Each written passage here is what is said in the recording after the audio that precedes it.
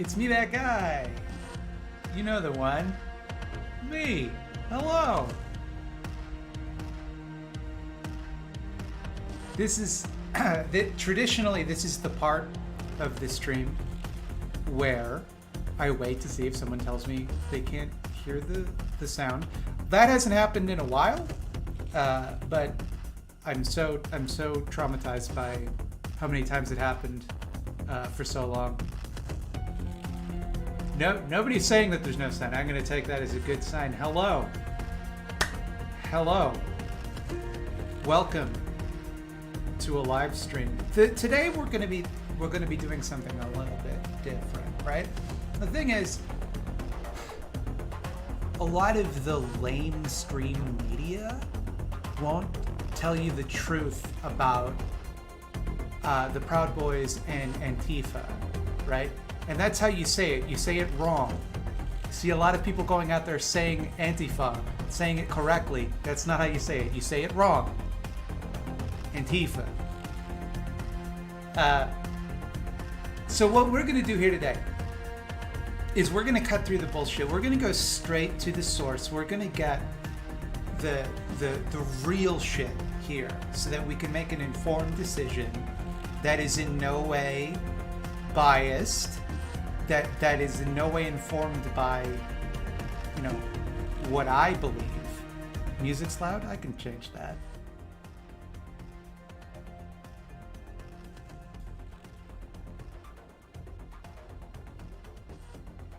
The music is now more quiet.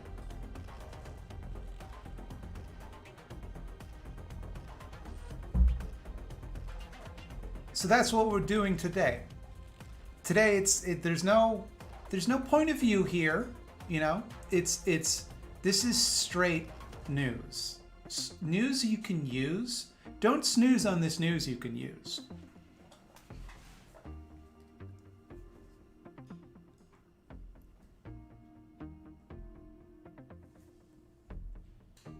ASMR slam? No. So, what we're going to be doing is we're going to be doing some extreme centrism. And I'm just going to be looking at, like, you know, the real news. And when I want to find the news, there's one organization that I find just gets it right every time. Never made a mistake. Completely trustworthy. And that I'm of course referring to Project Veritas. Now, if you haven't seen my video on Project Veritas, by the way, in this video they infiltrate Antifa, which I'm very excited about because, you know, my experience has always been like it's such a hard group to infiltrate because you'd have to like go and to like a meeting, and they publicly post like when they're gonna meet, like anti-racist groups typically do, and then you go there and it's open to the public and it's not at all a secret. But they found one. They found one despite that complete openness. They did it, and so we're gonna find out what goes on in those meetings from a source we can trust, like Project Veritas. The word Veritas, by the way, that's the Latin word for truth. So we can trust them. And I do trust them.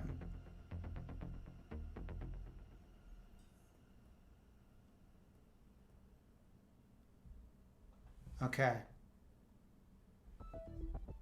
Let's turn down the music. Or rather, turn off the music.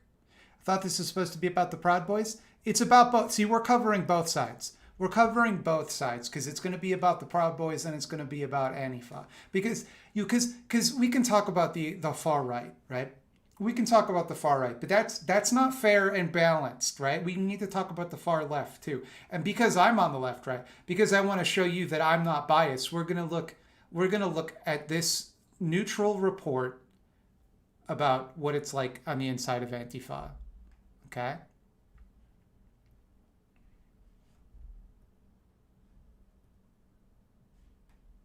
With Rose City Antifa since July of 2000. Depending on the setting, if I were to be caught or found out in a setting where I am present with them, it could escalate to violence against me. Don't be that f***ing.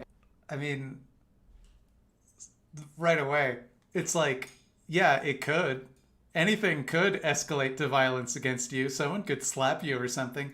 Typically, I've seen what happens when like there's bad faith infiltrators in these type of groups. I know it's like in Rose City Antifa in particular, but generally when there's a bad actor in one of those groups, it's like, oh, shut him up, get him out of here. We don't like him. Not like, let's beat him up. Because typically when there's a bad actor, they're working with the police, and if you beat them up, that means you're gonna get arrested.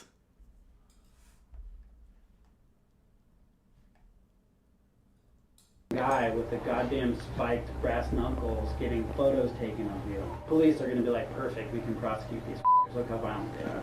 Right? Not that we're not, but we need to hide them.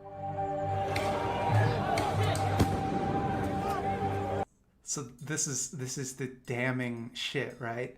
This is the damning shit where they tell people not to bring brass knuckles like criminals. BJ McGann, thank you for the $5 United States. Goes into these types of investigations. Oh no, not a window!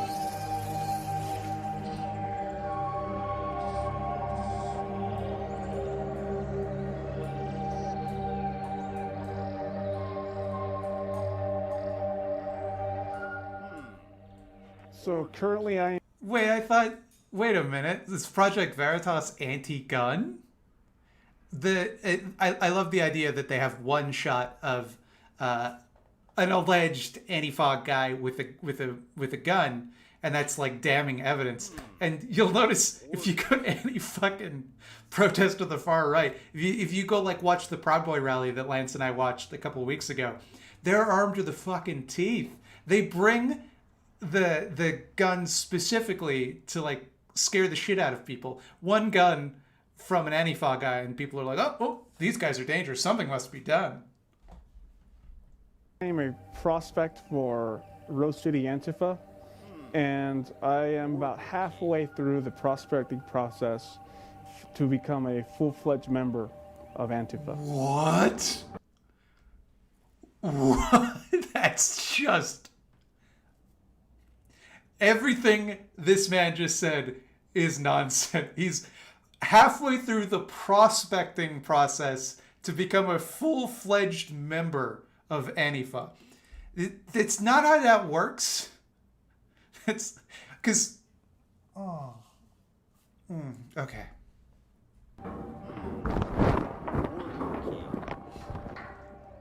If you ruin their day, if you like heckle them, you make them feel like they look ridiculous, you make them feel outnumbered. And by the way, you can see nobody here is like disguising their identity. This is just like a meeting taking place that's open to the public, right? So like this is meant to be their damning. They sent like someone, they infiltrated Antifa, and it's just like they're having like a meeting at a bookstore. You know, that's their whole yay America Trump thing is going to go by the wayside.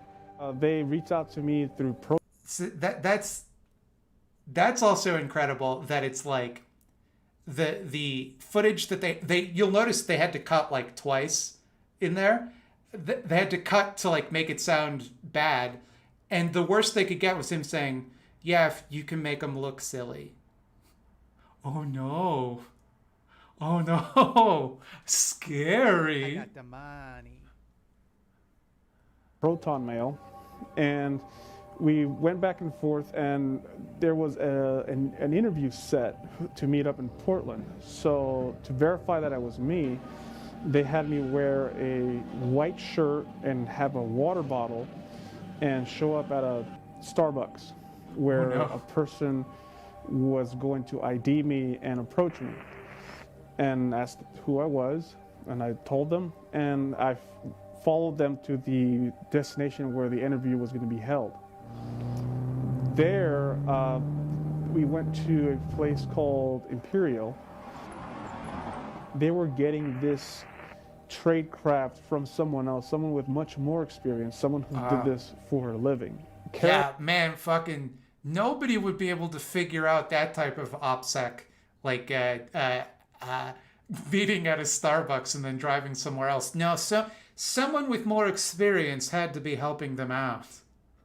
And so, what fucking difference does it make? You know, like if you're driving from one public place to a second public place, it's Caroline, which is the founder of RCA, moved to Sweden with her husband, who is a dual citizen. So there's a back and forth with a European connection. that's your evidence that there's some kind of European sponsor of Rose City Antifa, that the woman who founded it, according to you, her husband is from Sweden. That's that's your proof that they couldn't possibly have done this on their own. They must have been the Swedes.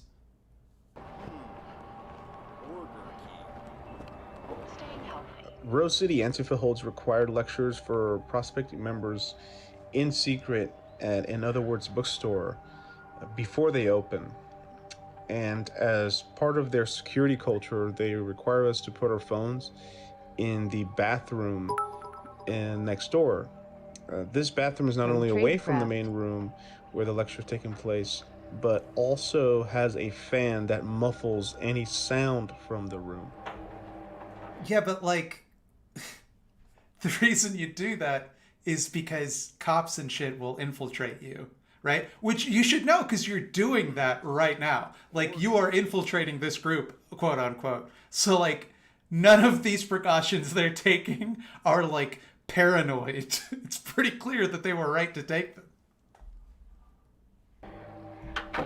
The whole goal of this, right, is to get out there and do dangerous things as safely as possible. How violent is Antifa? And you take that quote out of context and it sounds like he's saying that the goal is theirs to cause danger. But like, obviously, if you are an anti-fascist group, you are getting into street fights with fascists. That is the point, right? It's to protect people against fascists. You are there putting yourself on the line to protect people and communities from fascists. So yeah, it's going to be fucking dangerous. Not because you're going there looking to pick a fight. Not because you're going there, like, to hurt people. Just because, like, they are. And you're there to stop them. Or RCA in particular. Practice things like an eye gouge. It takes very little pressure to injure someone's eyes. They do not hesitate to either... I guarantee that if that was actually said, then it was in reference to self-defense. Like, if someone has you pinned on the ground, what do? You gouge out their eye. Push back or incite some kind of violence. In our classes and in our meetings, before we do any sort of demonstration or black bloc, you know, we talk about weapons detail and what we carry and what we should have. What is black bloc? Well, this is black bloc right now. The term is used to a tactic in which individuals conceal their identity to look uniform so that no one can be identified in an act of a crime. With RCA, it seems... No, it's not merely so that nobody can be identified in the act of a crime. It's so that you can't be targeted for retaliation later as well. Like, fascists will also attempt to identify people and come back and hurt them, right? That is arguably the bigger concern than retaliation from law enforcement. It's much more structured, almost like a company or like a business. So, you know, I feel like there is some type of outside funding, influence, or resources being used. Consider like that. Destroying your enemy, not like delivering a really awesome right hand, right eye, left eye blow, you know? It's not boxing, it's not kickboxing, it's like destroying your enemy. Again, if you're going to get into a real fight in the real world, then like that is the attitude you have to adopt. Otherwise, you're putting yourself and all of your comrades in danger. It's if you are being attacked, you fight to win, right? It's not kickboxing. It's not like a ring match. You fight because otherwise you can get gravely hurt.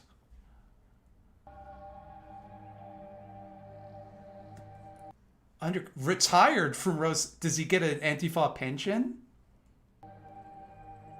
Does George Soros pay him an Antifa pension?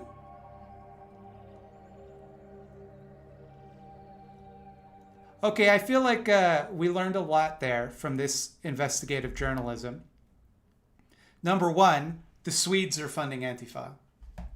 The Swedes are putting the money in, and they're teaching them all the trade craft of going to Starbucks and then driving to another place it looked like a maybe a Chinese food restaurant.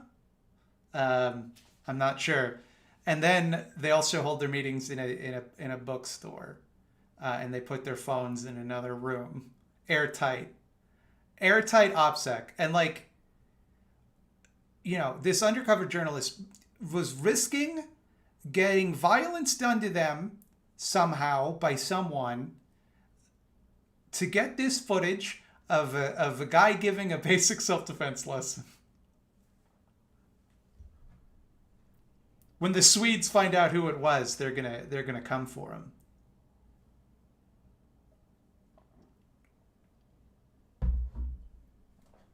It was a bookstore with an all-gender washroom. The horror. You know, I didn't even think about the fact that they like zoomed in on the all-gender washroom to just let you know. Yeah, that's actually really gross.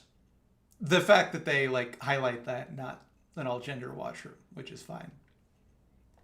You'll notice in the background of one of the shots too, there was a sign that said, "Fuck marriage, trans rights," which, like, I think you can be married and also support trans rights. I am. So that's a thing. But I think like that was probably a blessing for the fine folks at Project Veritas who saw that and said, ah, see, they're admitting they hate the traditional family. I got the money. Good stuff. Good stuff. That's really the most damning thing they can manufacture, huh? Because like, if you haven't watched my video on Project Veritas, essentially what they do is they pay somebody to say the things that they want them to say, and then that's how they get their stories, right? So in this instance, assuming that they didn't just outright pay this dude to like give them this testimony and just say whatever it is that they wanted, they sent someone in, and the most damning evidence they could find is like, well, they talked about poking people in the eyes. That's scary stuff. That'll keep you awake at night, America. But you know, it's not just, you know what? They're not just lying about the far left out there, you know? They're lying about the far right. People out there are saying this, and I can't believe that they get away with this. People are saying that the Proud Boys are white supremacists. I've seen this all over the place. I've seen tons of Joe Biden supporters saying it. I saw this video where I said it. I don't know where people are getting these ideas. I'm going to play a video for you now that I think does a pretty good job of dispelling that myth. And it comes to us from a journalist you've probably heard of. Do you want to describe your... Oh, you've already heard his Weasley little voice. Who could it be? That's right, it's Tim Pool. Now, normally I try to save my Tim Pool mocking for when Lance and I are together. That's been how we do things. Reason I'm not doing that in this case is because he's specifically talking about the Proud Boys. And I've heard so much about this. I'm so excited to watch it. This is a new low for Tim Pool. And it's amazing how he manages to find new lows all of the time. But since he refuses to have me on his show and debate him, because you'd have to fly to DC, and he only gets the leftists that he likes on the show. This is the best we're gonna do. So let's hear the real shit about the Proud Boys. Let's hear what they're really like, from a source you can trust. This lying grifter and a guy in the Proud Boys. If you can't trust those two groups, who can you trust? Your ethnic background, so they understand. So my parents came. My grandfather came from Cuba back right after the revolution, and they're definitely not white. I'm African and Cuban descent from both. Actually, some of my ancestors are indigenous to Cuba, and I don't think I have any white at all. I've never done one of those DNA tests. I've never wanted to spend money on it. I don't care, because to me, I've never cared about somebody's race or religion. It's not a thing for me. Never cared about someone's race or religion. He belongs to a Western chauvinist group that is explicitly anti-Muslim. Doesn't care about people's religion. And the same thing for the Proud Boys. We don't, like, when you join a chapter or you try to join a chapter, in the application process, we don't ask those questions. We don't ask you, oh, well, what's your religion? Like, it has like those little cards that show you how dark your skin is to see where you check off. We don't have that. Those are real? No, I don't know. I saw that in like That's one of those. Family Guy. Nobody accused you of that. Nobody thought you had like racialized screening quotas. The question isn't whether or not you're all white. The question is whether you enforce white supremacy. Family Guy meme. Yeah. Okay. Well, so let me ask you, man. What are the Proud Boys? It started as a joke on Gavin's show, and Gavin McInnes. Gavin McInnes' show. Founder of Vice. Co-founder of Vice, which I give him crap for that all the time. But we started as a joke on Gavin's show. It wasn't supposed to go past the first meeting that they had. He was trying to get his intern laid, and he invited everybody to the bar on a Friday night, and they came out, and it wasn't supposed to, like, he made up the name from an Aladdin musical, and he did the tenets and the credo, the degrees of membership, all right there a cappella, like straight. What are your tenets? And these are the 10 tenets of being a Proud Boy. And what are the degrees? And he went through. See, when he asked what are the Proud Boys, rather than this meandering history, I would have started with those 10 tenets. I would maybe say, here's who we are, here's what we do, then maybe segue to where they came from, you know? Through them. And it was made right there on the spot, and it started blowing up. And it really started to blow up after the J20 riots, the Inauguration Day riots, because we dared to fight back. You know, conservatives weren't fighting back. Antifa was basically burning down the city on J20. Burning down the city on the J20 riots. Okay, riots. So for those of you that aren't familiar with this story, basically there was a protest when January 20th for the inauguration of Donald Trump. A bunch of activists got arrested and had like ridiculous fucking charges laid against them. They were facing down like 70 years of incarceration. And the DA tried to make the argument that simply being there while other people committed crimes, made you culpable of those crimes, right? 70 years for being present. And here's what the crime was. Someone threw a rock through a window. That's the crime. And like, I think it was like at least 10 people were facing down the prospect of 70 years in prison for being close to another guy throwing a rock through a window. And this is this guy saying, oh, no one was fighting back. No one was fighting back. We were defenseless against this. Give me a fucking break.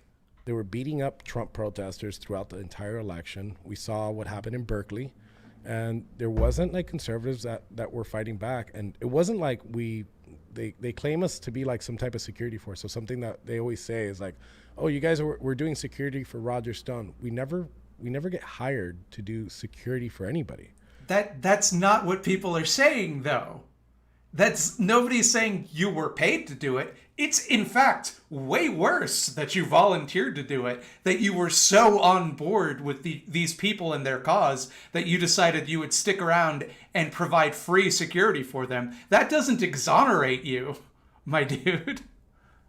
We just went to go see Stone at his events, and we just happened to be there. We've never really provided security for anything.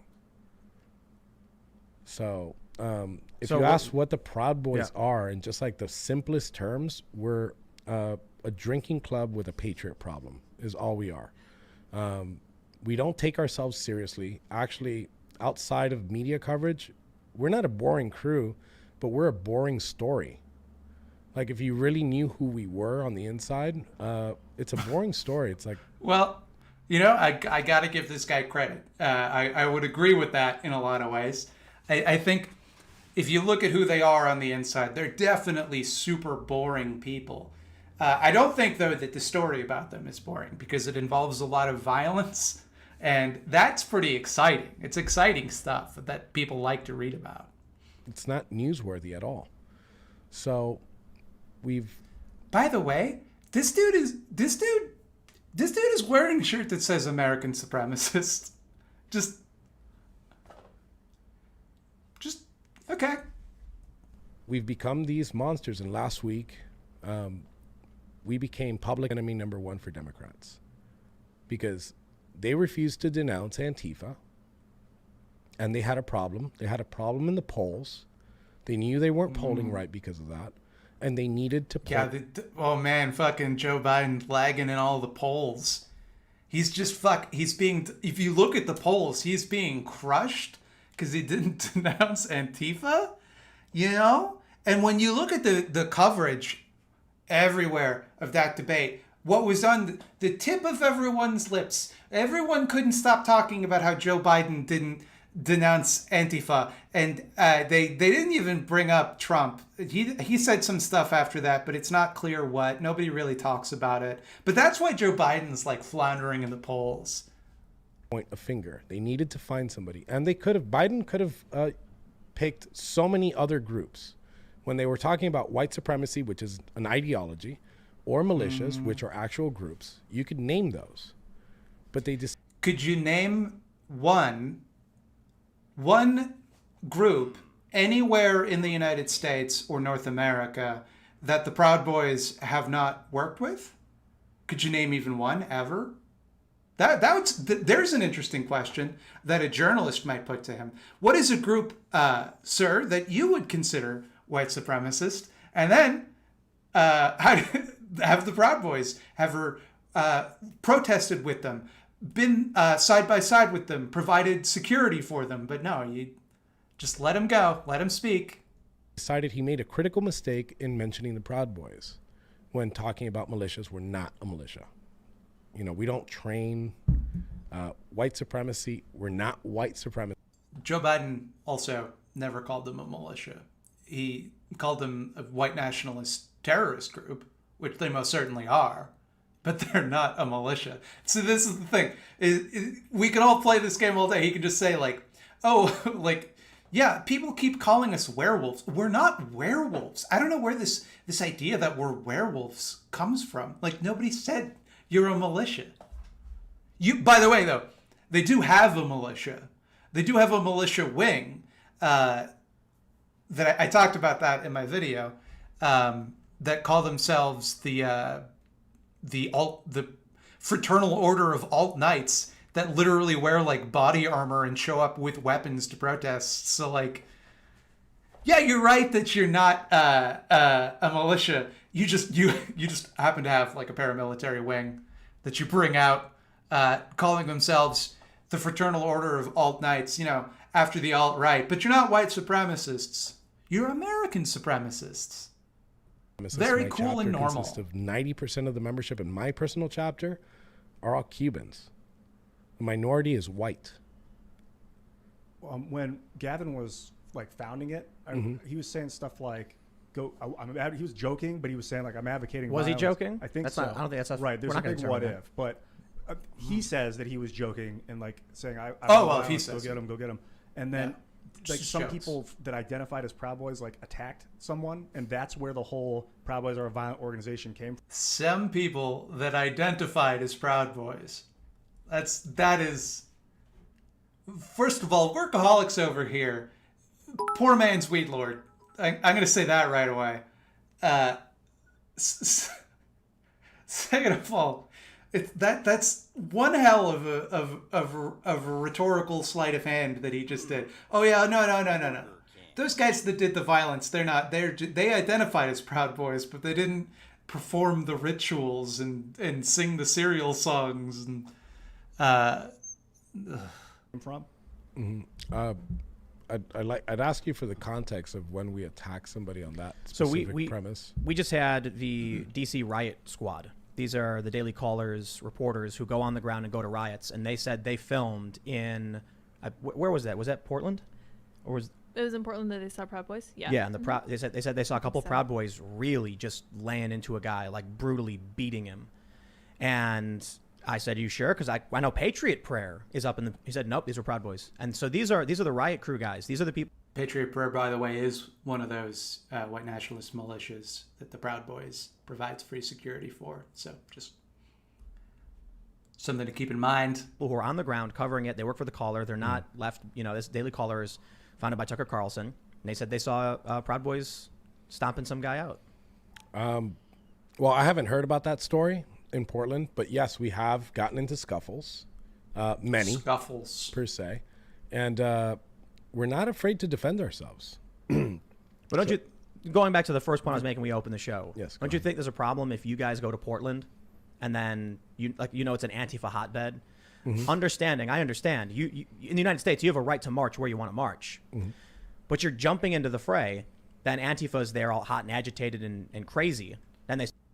Okay, so this is kind of a double standard, right? Because you don't actually have the right to march wherever you want to march in the United States. If you just get a group of 100 guys and decide to march down Main Street in the middle of your town, you're not just allowed to do that. You have to get like permits and stuff to do it, which personally, I don't give a shit about. I think that's fine. I think, whatever.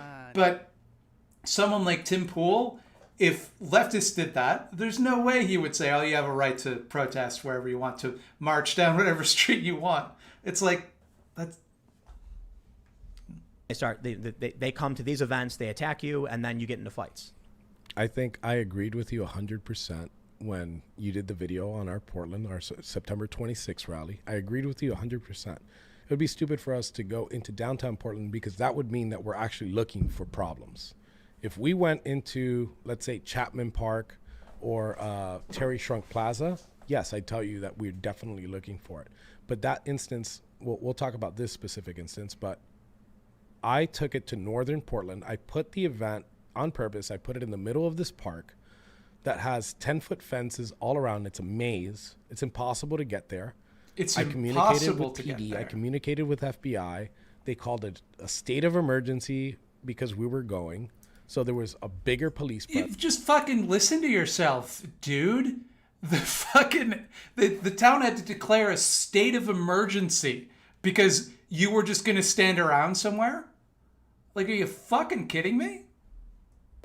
We actually had a really good event, a really safe event.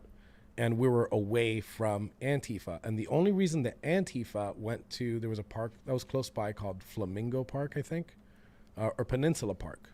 The only reason that they went there is because I said in a private message that I leaked, I said that we're going to Peninsula Park. I did so it on the reason purpose. why they were there.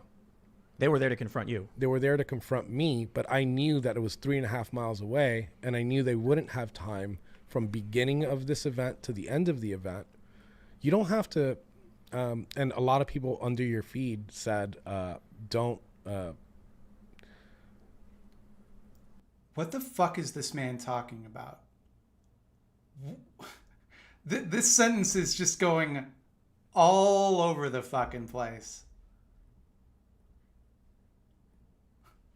Don't interrupt your enemy when they're making a mistake. And I'm 100% for that. But no, go ahead. But I decided to go over there to expose. I decided to go over there, and I decided to dare, right? To go over there. See, do you see how... I don't know when this changed in his story, but it was a story about how this started out being about how, like, oh, we don't go to the Antifa areas and cause trouble, right? We just go to our own thing. We try to stay away from them. So anyway, I went to my own thing, and then I decided I would go to theirs to expose them. You know, I dared to do that. It's like, it's get your story straight. And I felt the brunt of it. I felt people were like turning on us and like, why are you going over there? And the reason why we're going over there, because the only reason why cops did their job that week, and they're going to do their job till the end of the year, was because we showed up. They banned CS gas. I don't know if you remember that. Yep. Because it was inhumane. Tear gas, basically. Tear gas. It was inhumane to use that against protesters. But the moment that we say that we're going to show up, they lift the tear gas ban. And so tear gas is bad for humans, but it's not bad for conservatives. Okay, so just oofa doofa. The fact is, tear gas is inhumane. It is banned under the Geneva Convention. I think it's the Geneva Convention. Correct me if I'm talking out of my ass here, but it's forbidden in war to use tear gas. It is literally a war crime. The idea here that he's presenting, first of all, that the police presence in fucking Portland is not hard enough on leftist protesters. They're not using enough tear gas. They're only using it on us conservatives, is wildly out of step with reality. And it's like, do you think it's possible, dude, that the reason they lifted it was so that they could protect you? Because they're on your side and you have like a lot of guys in the cops? So they lifted that ban on Friday, and I wasn't afraid of it. I was like, okay, cool. You lifted the tear gas ban. I'm too tough to You're not going to use it on us. We're going to be peaceful, and we're far away from whatever action. And as a matter of fact, don't quote me on this. I'll look up the statistics after this, but I think they had the most single arrests that weekend than they had in the previous 4 months. It was like 50-something arrests. Of Antifa? Antifa, yes. Yes. Yet more evidence of how... See, when the police don't attack them, it means the police are going too easy on them. But when the police do attack them, that means they're dangerous criminals. And I categorize that as a win. But their DA isn't prosecuting many of these people. They're just being cut loose. Well, the cool part about it is that some of those arrests were made by deputized the federal officers, and they were supposed to. Very cool. I guess the word is undeputize them the day after, and the U.S. Marshals actually refused that. So 50 Portland Police Bureau cops are going to be federally deputized by the U.S. Marshals until the end of the year. And that means anybody they arrest could face federal charges. Yes. So let's go back. So to better understand, we know the Proud Boys was a joke. Gavin he doesn't know when to stop. I'll say that. And so he made a joke, and then he kept going with it. He kept pushing on it. He's had numerous videos where he's straight up called for violence. He was at a rally in D.C. where I had some reporters on the ground covering it. And I can't remember what the rally was, but it wasn't that long ago, and Gavin was calling for violence. So I know that Gavin stepped down from the Proud Boys, but that's your founding. This is a guy who's got numerous videos. Some of them are taken out of context. There was one video, I think, where he was talking about, putting a choke chain on a dog, and it was taken out of context to make it seem like he was saying to attack people, but he's definitely... Oh, no, he was just talking about torturing a dog. They took it out of context to make it sound like he was some kind of violent person, but no, he was very reasonably talking about torturing a dog.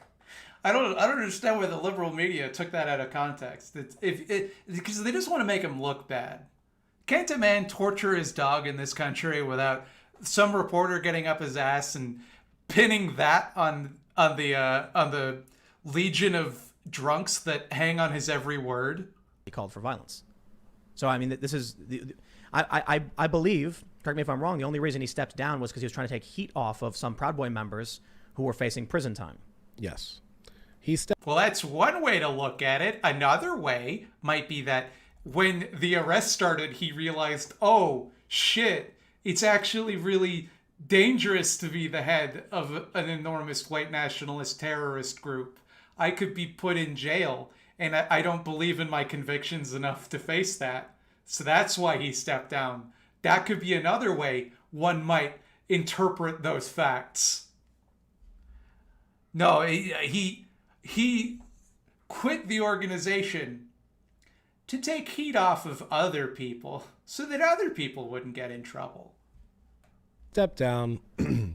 So to touch on the first subject, he stepped down because he needed to take heat off of this crooked system that was prosecuting our guys. So Gavin threw a comedy show at the Metropolitan Republican Club, and that was on a Saturday, and then Friday, the whole place was vandalized. They broke the windows, they spray painted the entire building, they put glue on the locks, and they put a threatening message on the front door. If you have Gavin here, you'll see what's going to happen to you. And they went through with it. Is that a direct quote from what they wrote on the door? Just some guy spray painting on the door. If you have Gavin here, you'll see what's going to happen to you. So they went through with the night. And my guys were walking back to their car, and they were confronted by Antifa. They were followed and stalked by Antifa. They were confronted. They threw a glass bottle of urine at them, and then my guys fought back. Right? And the cops saw this whole thing. This is supposed to be a story about why Gavin McGinnis stepped down. Right? Cops saw this brawl.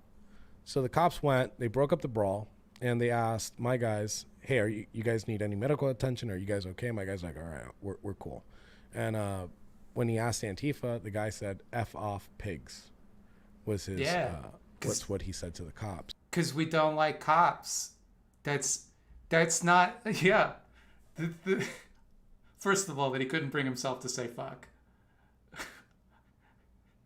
That's this tough boy can't bring himself to say fucking pigs when quoting this Antifa guy that definitely existed. But yeah, we don't like cops because they're on your side.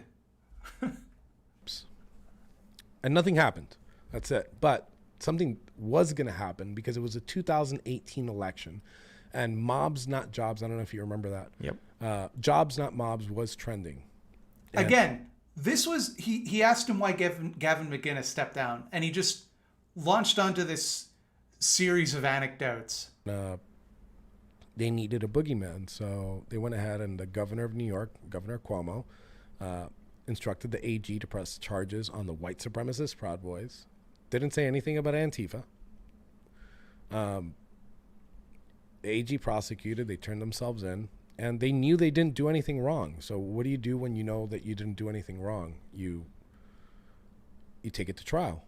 And they took it to trial, and this is the first time, By the way, that's terrible legal advice.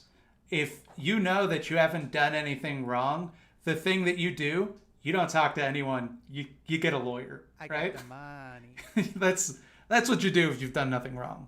Aligned to the system, but this is the first time I ever see that they did not get to face their accuser. There was no victims. And it's not like the DA didn't present victims. The DA didn't even know who these guys were. The police didn't know. The police took the stand and was very unbiased and told the story. And guess who was the people that took the stand against the Proud Boys? Sandy Bauckham, which is a I don't even want to say journalist, but somebody that videotaped the whole thing. And advocacy journalism. Yeah, advocacy.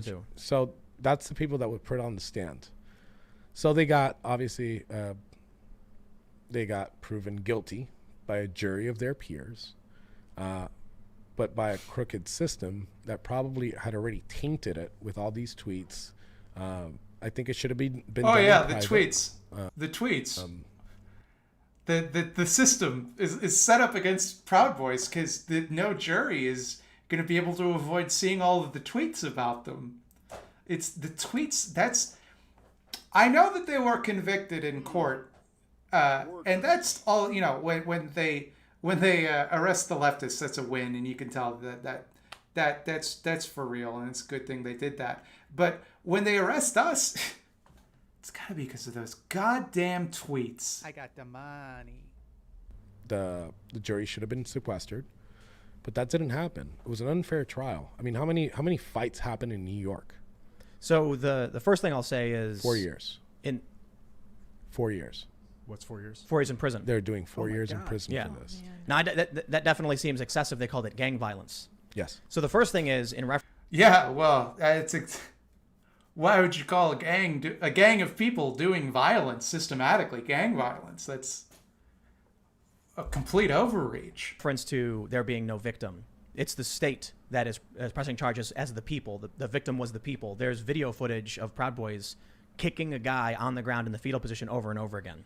Mm-hmm. So when the story first came out, the initial reaction we saw, because we saw surveillance footage, was Antifa throw a bottle, and then Proud Boys run up and start fighting, and then the Proud Boys won very quickly, but kept going as they were still on the ground. And that's where they say the charges actually stem from. But actually later on, more footage was released showing that before Antifa even threw the bottle, the Proud Boys were running at them from down the street, and then Antifa threw the bottle. So this is a surprising pushback from Tim Pool. I'm surprised that he's actually going this far. Actually cover this. After they stomped the guys on the ground, which is all on video, they kept live streaming.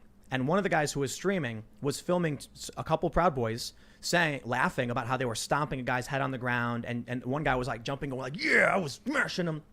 Then when I downloaded that stream, the Proud Boy, when he found out that people were, I think the guy streaming wasn't a Proud Boy, quickly deleted it.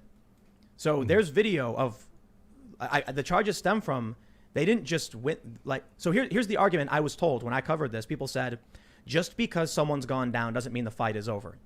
And so they wanted to make sure that Antifa didn't get back up because they were a threat. But the Proud Boys ran at Antifa and then continued. Anyone who says that just because they went down, the fight isn't over has never been in a real fight. It's nonsense. And furthermore, even if that were the case, by your own admission, the video you saw, they attacked first. Like, they ran to attack. Some guy threw a bottle in what sounds like self-defense because they were being charged by Proud Boys. And then they got the shit kicked out of them. You just stomped them and then bragged about it on a live stream afterwards. So I'm not going to tell you that I know exactly the entire story on the video side or anything, but when you're basically stalked, right? Your home basically stalked. Bricks thrown through the window. Your tires get slashed. People are shot on the street. Who? Like, who was shot on the street in 2018? Which Proud Boy was it that was shot in the street in 2018? What the fuck are you talking about? When is it that we say enough? Protesters are protesters, right? They have a right. And I've always said this. I support Antifa's right to protest something that they don't see as right, right? but they're not coming to protest. They didn't come there. They didn't come there with glass bottles of urine to have a nice time and to not invoke violence. And these guys are getting stalked on the way to. First of all, that's making some assumptions. Sometimes you want to relax with your boys, drink a nice bottle of piss. Like that's, I don't think a bottle of piss demonstrates bad intent. I think it you know, you got sometimes you have a bottle of piss with you. It's just, you know, you're gonna throw it if some guy charges you. I'm being a little bit facetious, but this like, oh well, because we've been in this situation where we're being stalked, we were jumpy and attacked someone preemptively when maybe we didn't need to. Okay, that's still a crime. like if for example someone that the Proud Boys went to their home and were harassing them like they did to Vic Berger, like they did to Gwen Snyder, then would it be acceptable for that person, if they were being followed by a Proud Boy, to throw a bottle of piss and beat the shit out of them? What, like, I don't know. To their cars. Okay, so I'm going to defend them to the T. I don't think that some people understand how hard it is. Like just being a PB, right? Just being a normal person that thinks that there's something wrong, and you don't go to any rallies, and one day you decide, hey, I'm going to go to a comedy show with Gavin, and then there's this giant protest outside, and they arrested 3 Antifa members. I think they beat up like a journalist and stole his camera equipment. It was actually an attendee. So I was going to get to that too. One of the attendees of the club was a block away from where that event we were talking about took place. Antifa beat and robbed him. And I guess, so there were 2 major incidents that occurred that night. One where I described the Proud Boys run up, fight the Antifa, win, stream it a block away. I love how he throws that in there, that they won. Gotta mention that they won the fight. It's one way to describe a criminal assault, but yeah, sure. A guy leaving the event with Gavin was attacked by Antifa. They stole his backpack and fled. I think the police may have recovered the backpack. I'm not entirely sure. But from there is something really obvious to be pointed out. The left-wing activists, they're organized. They have advice from lawyers, and they know what they're doing. You guys don't seem to understand how the system actually works. So the idea that left-wing protesters are more organized than Proud Boys is laughable. And I say that to our shame. The fact of the matter is, leftists know like how to deal with the legal system. Leftist protesters, know how to deal with the legal system, because we actually get arrested during protests. We're the ones that have to actually face consequences during protests.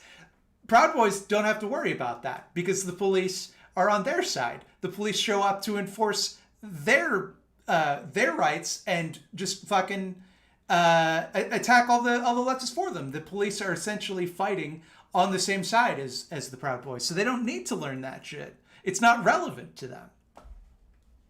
My understanding of the story when I was covering at the time, after the police came and broke up the fight, I believe you're correct that they ultimately didn't do much, but then came back later with charges. The Proud Boys cooperated entirely with the police, gave them their information, told them what was up. Antifa said F you and ran off. Yep. So the my understanding is, as you should do, by the way, never talk to the police. Never.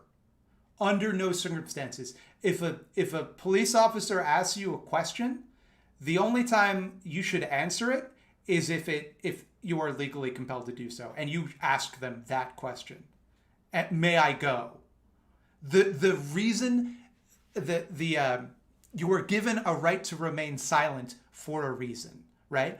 And the thing is that anything you say to they say this in the Miranda rights. Anything you say can be used against you. You'll notice they don't say anything you say could be used against you or used for you, because nothing that you say can be used by the defense. It can only be used by the prosecution. So it can only hurt you. The DA said If Antifa was caught at the time and we knew who they were, they would face the same charges, but they got away.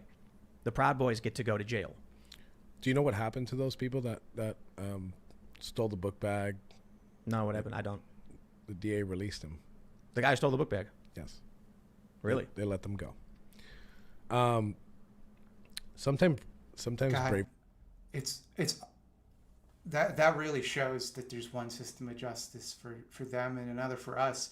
You know, my guys beat up some people, they go to jail. Some other guys steal a backpack and the DA just lets them go? How can anyone walk the streets wearing a backpack and feel safe in this country?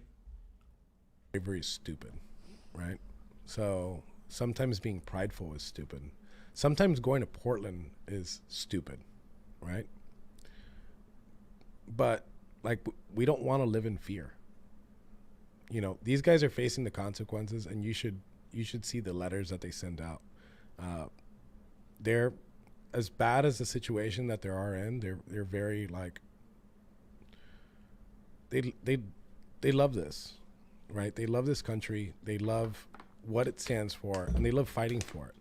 And as you said, yes, maybe things could have worked out differently. Maybe we shouldn't have talked to the cops. Maybe we should have just kept our mouths shut. Yeah.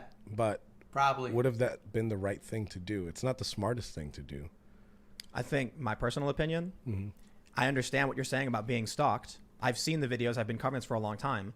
I remember some of the first events where I saw Proud Boys in person, confused what they were doing at these rallies because it was this weird, you know, Gavin joke. But I think what you guys need to realize is you have scrutiny. You're named by Joe Biden. And that means you're walking on the razor's edge.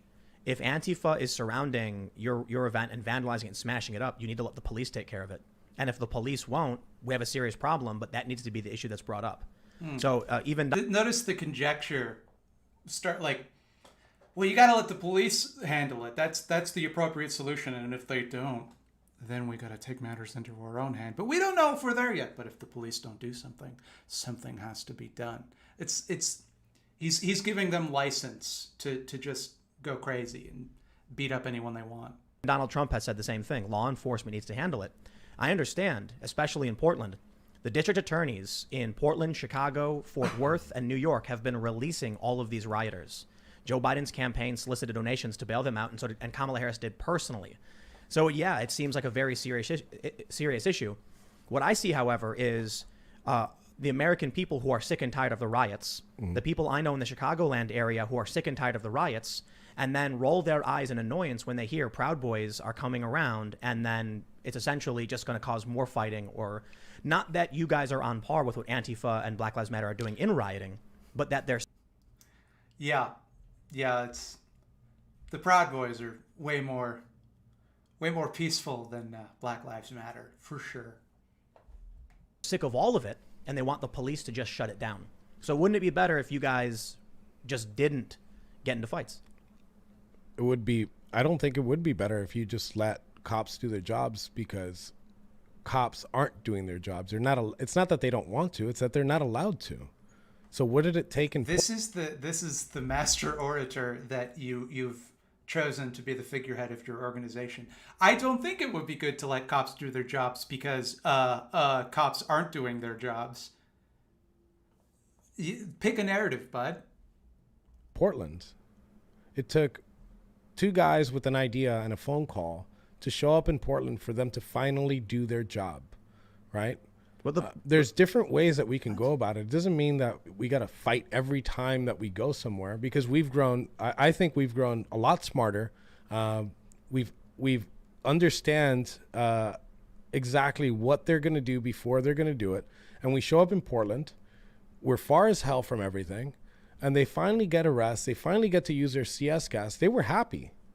They were happy that they got these tools that were necessary to do their job. But so if we let police officers and we say, oh well, wait a minute, hold on. So a minute ago you were saying that gas was only to be used on you. That using this gas was a hate crime against you because they don't use it on people. They only use it on conservatives. And now you're saying that we need to give them more power to be able to do that? You're saying that at once the police are aligned against you. The police are out to get you, but you need to give them stronger weapons and more power and more autonomy so that they can operate with less accountability. So that what? So that they can hurt you more? How do those two things line up? It doesn't make any fucking sense. Because this is how you can tell that they're lying when they say that the police are against them, that the police are being disproportionately violent to them. Because if that were true, then they would be the ones saying, fuck you, pig, to the police, not us. We're going to leave everything to the police officers. Well, we've left everything to the police officers in these cities, and they continue to burn. But Kenosha happened. I'm sorry. Kenosha happened because of Portland. DC happened because of Portland. Chicago's happening. New York. I could keep going. Right. Atlanta, Austin. Like Portland is setting an example for this, and these guys think that they can get away with it. I'm not saying that we're some vigilantes that are going to fix everything, and we let the police do it. You literally are saying that. That is exactly what you're saying. You're saying, they're going out and doing these crimes. We're not going to let them get away with it. Now, I'm not saying we're not going to let them get away with it. It's unbelievable. Their job when we went to Portland, we've let the police do their job. Every time that I've been to Portland, the 2 last times that I've been to Portland, we've let the cops do their job. We just show up. So first, it was good to see there was no violence, and the way you handled going to Portland, I understand, makes sense. Yes. You got a state of emergency declared, the police powers were restored, but the police have been making these arrests. The first deputization came from Oregon State Police because every time they arrest these Black Lives Matter or Antifa rioters, it's the district attorney who keeps releasing them. The state police act. Yeah, that tends to happen when you arrest someone who hasn't committed a crime. They tend to get released. That's, usually this is a little thing that the way it's supposed to work. It doesn't always work this way, but when things are working the way they're supposed to, if you don't do a crime, then the police aren't supposed to arrest you. But sometimes they do anyway, because they want to, or they are Nazis. And then what happens is they don't get charged with anything because they didn't do anything, and the DA lets them go. It's a thing that happens. It's how that works. Actually issued a statement saying, what's the point of, I'm paraphrasing by the way, what's the point of doing this if everyone we arrest is cut loose immediately and come right back out and riot? So I understand what you're saying. The police were empowered a little bit more. There was a deputization of local police, which we'll retain. And there actually is a breaking story right now that the DA, I believe his name is Mike Schmidt in Portland, cut loose an Antifa rioter, and the feds immediately came in and issued federal charges. Good. There was a statement made by, so that is one, I guess there's pros and there's cons to that result. That the increasing authority of the federal government is worrying, in my opinion. But I agree. If local district attorneys aren't stopping these people, and we have now 130 plus days of rioting, it becomes really, really difficult to figure out how to solve this problem. So I actually can think of a way to solve the problem, Tim. One thing you could try is defunding the police, or doing anything to address the grievances of the people rioting. That's a thing you could try. Maybe a little bit of that. I guess there was, in terms of a law enforcement result, you got one, there was no violence. So I can respect that. I was wrong about they're going to, I said there's going to be violence. People are going to, I'm worried about it. And it didn't turn out that way. So, well, you were right. You were right in your video. Well, what I mean to say is, yes. I believe my criticism was correct. Yes. Yeah, the potential for violence is great, but I was wrong in that I absolutely thought there was going to be clashes and violence. We've seen the videos, and I think the American people are tired, and I fully understand what you're saying. And there really is a serious challenge in that we have all of these cities where rioting has kept popping up, notably in the Pacific Northwest, but it's happened in New York, and we just had LA Lakers riots, I guess, in LA, which was absurd. In Portland, they just tore down a statue of Abraham Lincoln.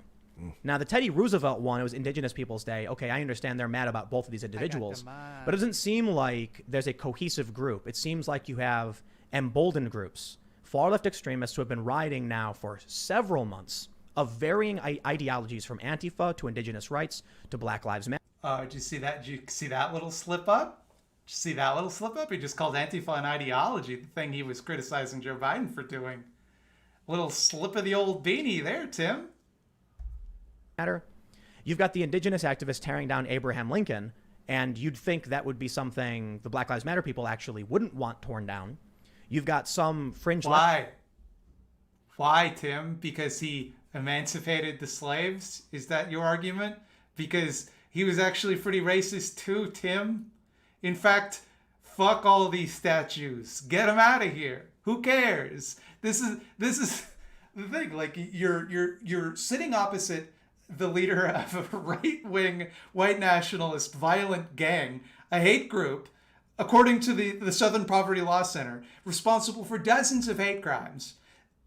And you're complaining that, like, other people took down a statue. It's not an equivalent thing. Leftists tearing down Frederick Douglass in Rochester, which is insane, and you think you wouldn't want torn down. But anyway, ultimately, I think, while I certainly believe, Trump is correct when he says it's coming from the left. The way I described it before is if 300 Proud Boys were marching, in front of my house, I'd just be like, what are you doing? Why? I don't get it. Because they're not a threat to you, because you're a white dude, and also you're on their side. So yeah, they're not going to do anything to you, right? That's the thing. I've seen groups of Proud Boys marching in the streets, and they don't go to houses like yours, Tim. They go to like fucking mosques or like indigenous people. I don't know. Not a house, I guess, but like there's no elegant way to say what I want to say, but like buildings of like indigenous rights organizations and things like that. They don't just go to like random white people's houses. If an Antifa were marching in my house, I'd be calling the police and saying, you need to get down here because these are the people that put on masks, smash things. We recently saw in Denver, there was a security guard hired by a news outlet, 9 News, and he shot a Trump supporter. According to a reporter on scene, he came up behind her and approached a Trump supporter, police supporter, and made some kind of move towards him. The Trump supporter slapped him in apparently some kind of preemptive or defensive measure, knocking his head off. He took 2 steps back, and then the guy was pulling his gun out as he was stepping back and shot him in the face as the dude was letting off some spray. We also saw what happened in Portland with Michael Reinl stalking some Trump supporters and then calling them out. We got a couple right here. Take it out. Here, yeah. And then he shoots him twice in the chest. We're not seeing... So where are the like Trump supporting conservatives that are doing that kind of behavior, showing up to rallies put on by the left, attacking people, hospitalizing them?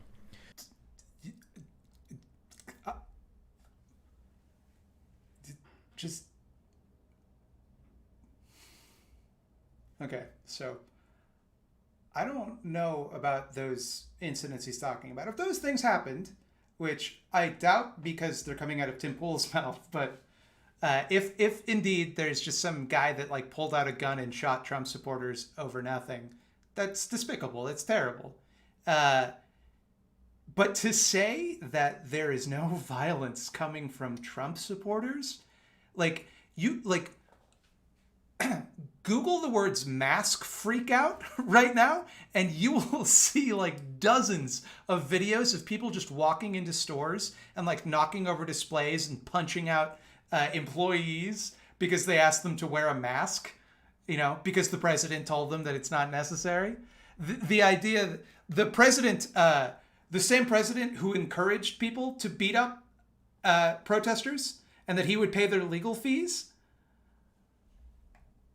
Like I mentioned, we do have the example of, from the DC Riot Squad, of, I believe it was Portland, where Proud Boys were beating somebody up. Mm-hmm. So there are... That's the other thing. It's I don't see this happening Trump supporters don't do this. Now, there's that one example the one story you brought up of Antifa doing violence. It did turn out that the Proud Boys did the violence. But other than that, I'm not seeing any evidence of this whatsoever. There are problems here, but we tend to see, the way I describe it is, on the left, you have a wide spread of blunt force, whereas extremists associated with the right, whatever that really means, it's complicated terminology. You have extremist action. Oh, the weaseling. Oh my God. Whatever that means. It's so like, they're so fast and loose with that terminology whenever it's applied to people on the left. But whenever it's people on the right, it's like, well, yeah, it's people throw out these words. It's complicated.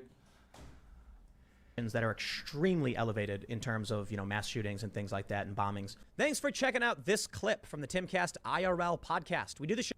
That was, oof. That was worse than I expected it to be. I expected it to be pretty bad. Now, I will say, I'm slightly impressed with the way that Tim Pool pushed back when the guy was talking about that story with the leftists came out of nowhere and threw their piss bottles at us. But just like, one thing that always gets to me about the Timcast is how he'll just say shit like in generalities that like you can't really dispute, because he's talking about like, oh, what I see is this happening. All I see is the violence coming from this side, and like that's not a falsifiable claim, right? It's a cowardly way to argue, because like the response that I would say to that is, well, all I see is the right-wing violence. I guess we're at an impasse. We both see different things.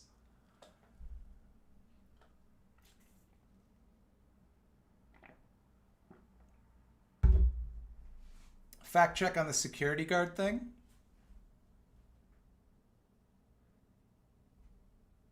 So yeah, are you going to do a fact check, or are you looking for a fact check? Because I forget the name he said that it was.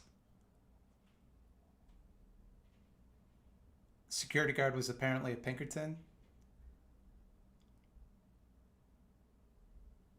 I heard this story about the Pinkerton.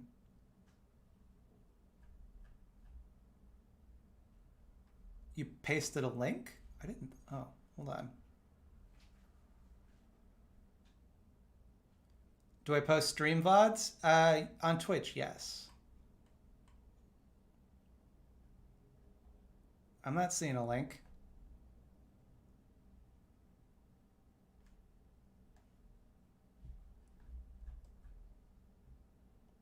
Security guard, Pinkerton shooter, Portland, Trump supporter shot. No concrete evidence. It wasn't self-defense, and was murdered extrajudiciously. Am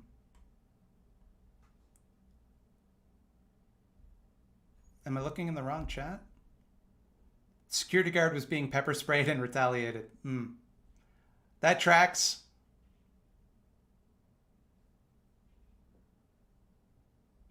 Tim Pool was claiming the Pinkerton was a far left radical, but that was the line, right? That's the line they went with when that story broke, is, oh, he's a far left radical. And then later when it came out, he's a fucking Pinkerton. It's just like, that's the way the right-wing media bubble works, is that once a narrative is established, it just never changes. It is that forever. The way the left-wing media bubble works is that everything gets reanalyzed into oblivion until nothing matters, and you hear a million perspectives on every single thing that happens. But on the right, it's, oh, this is the first thing I heard. That's the truth. So that's what happened. Oh, yeah, this is the guy with the Space Invader tattoo that they dug up some fucking random ass poster from like 10 years ago that had a Space Invader on it, and are using that to claim that the Space Invader is an Antifa symbol. This was their bulletproof evidence that this guy was an Antifa.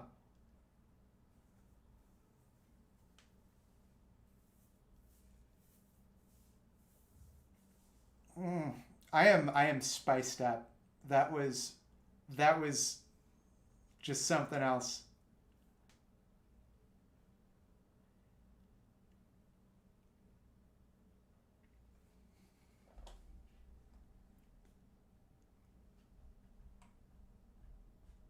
Don't forget, oh no, I wrote that. Some dubstep DJ apparently uses the Space Invader symbol and played a BLM event. Airtight. Airtight. That guy who was part of the Pinkertons, a famously leftist organization, obviously an Antifa who was sent to do murders.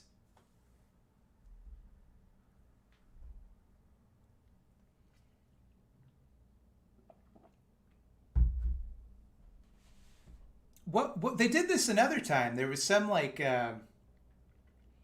they called it a famous Antifa symbol, and it was some symbol I'd never seen before.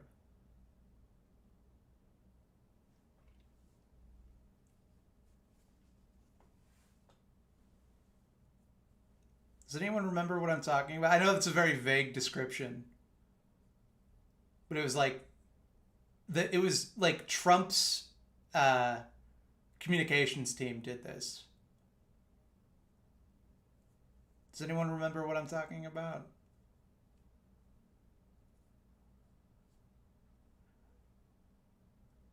It's not pizza, no. The pizza, there's like a Pizzagate thing.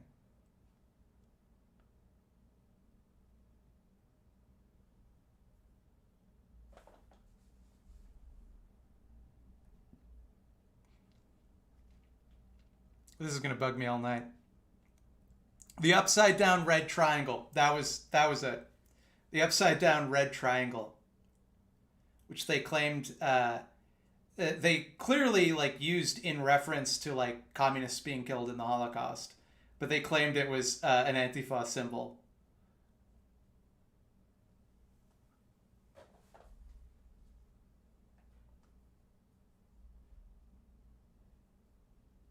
They did it with 88 words, 88 posts with 14 words. Yeah.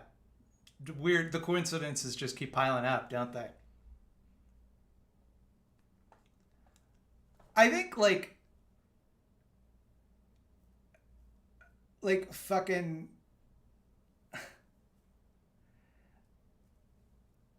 sorry, I my brain is just slow as molasses right now. I've genuinely lost my mind from that amazing video. I had something I wanted to say and now it's gone. A Trump supporter friend of mine complained about how nobody can take a joke anymore. I posted in response asking if that's why she went from telling jokes to electing them, and I got blocked. That sounds about right.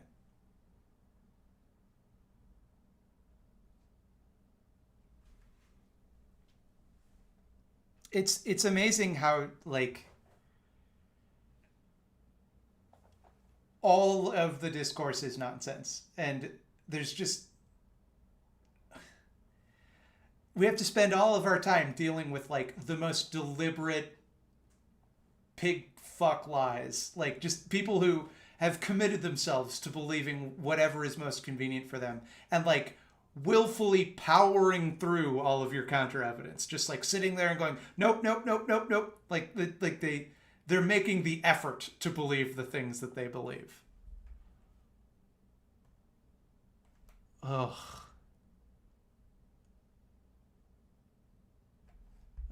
I have one more thing I want to watch, but I need a minute. I need a little break between now and then, just because I have a feeling it's going to be even more frustrating.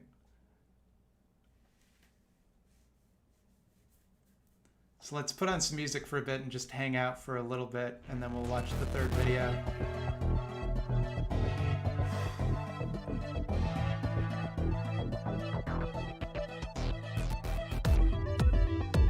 It's to me it's very frustrating that like everything they're saying is either like literally an unfalsifiable claim that like you just can't respond to, or it's a lie. And that's just how they talk, like all of the time. Like you can't, how do you argue with that? Like, and how do we come back from that? How do we come back from being in this place where like everything, oh, it's too loud, I'm sorry.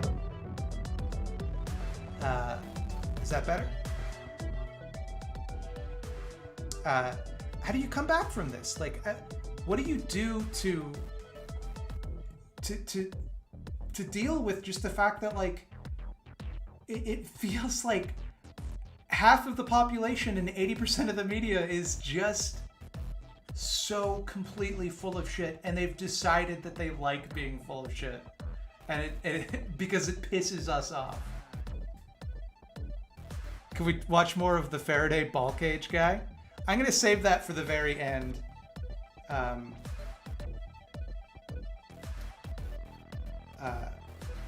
Just because I think we might need a pick-me-up. I have a feeling the next video might be a bit of a bummer now.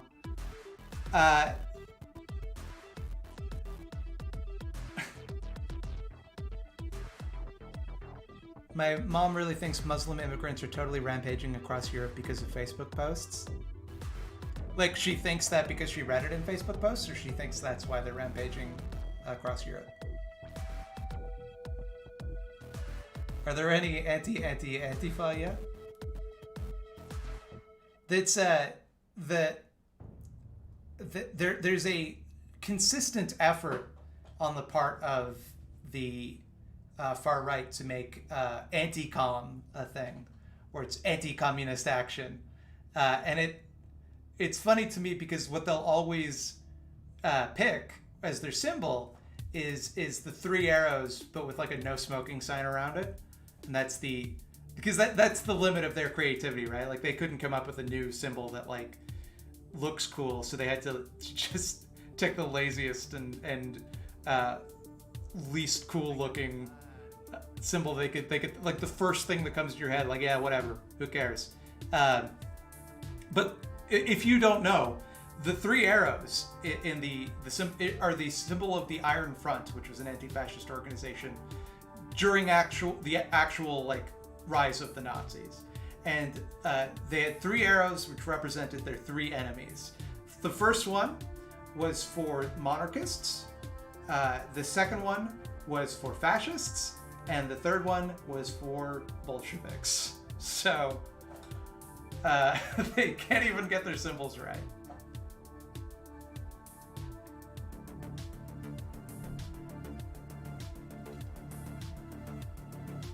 You support Caleb Maupin? Wow, it's weird to admit to being a dipshit, but cool.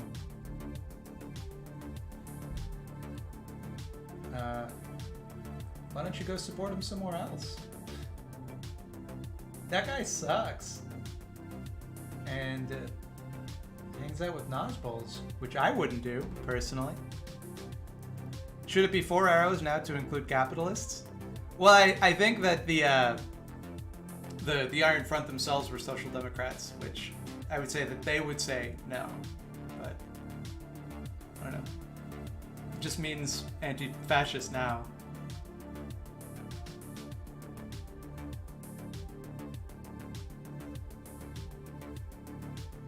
You also play ukulele? I don't actually play this damn thing. I've been trying to learn it for years. It's never gonna happen.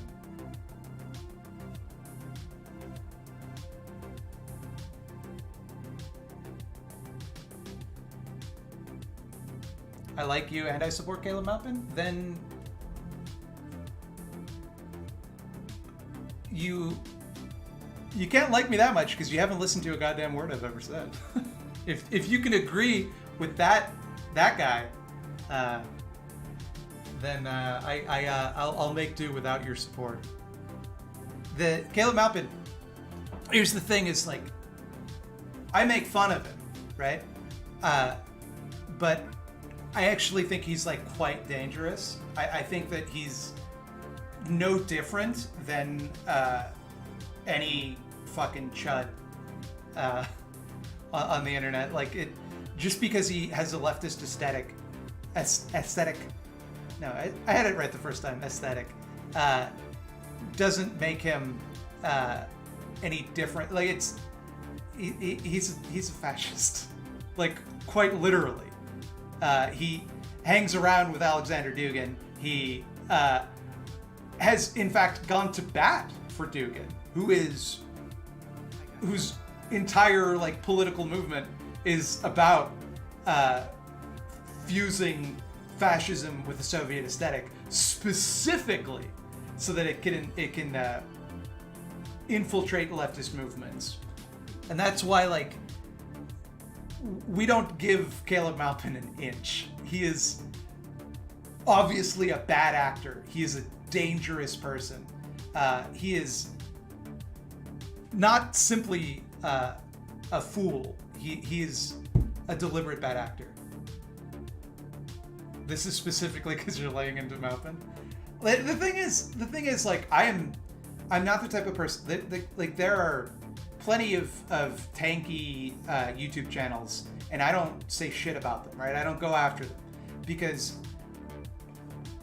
I disagree with their point of view, but I think that they are coming at it from the genuine perspective of wanting to overthrow capitalism and wanting to uplift people, usually.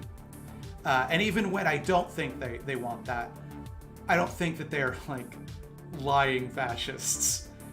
With Caleb in particular, you'll notice that like so much of what he talks about is about like, you know, left decadence and like the modernist art and all of this stuff. This is all just fascist dogma. This is all the same type of rhetoric that you're gonna get from Paul Joseph Watson or like fucking the Golden One. The only difference is that he pretends to give a shit about people in the third world.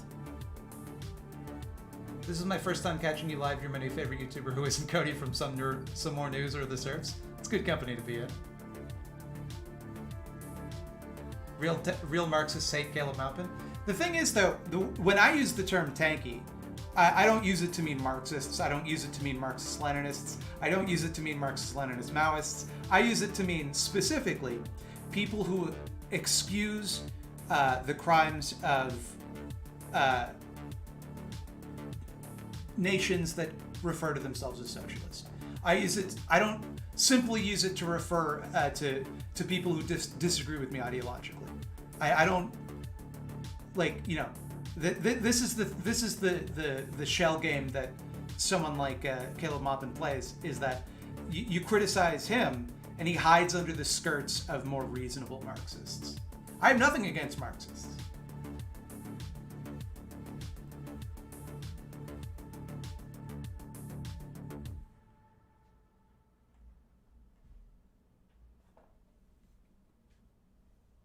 I have no idea what an ML is compared to anything else. Wish I understood things. It's an ML is a Marxist-Leninist. It is someone who, as the name suggests, believes in a Marxist-Leninist tradition. They the main difference between what they believe and what I believe is that they would consider, the way they would put it is that they believe in having a vanguard party which directs the revolution and then uses the power of the state towards their ends, and then the state withers away on its own after that. And if you'd like to hear a more nuanced critique of that position that I'm going to be able to get into here, that is done without,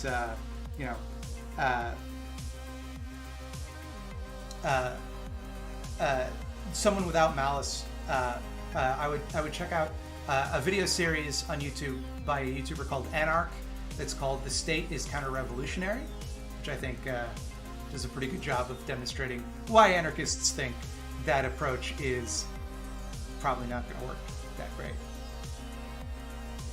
Got automatically unsubbed from you. Glad to catch a stream when I noticed. They're trying to silence me, baby!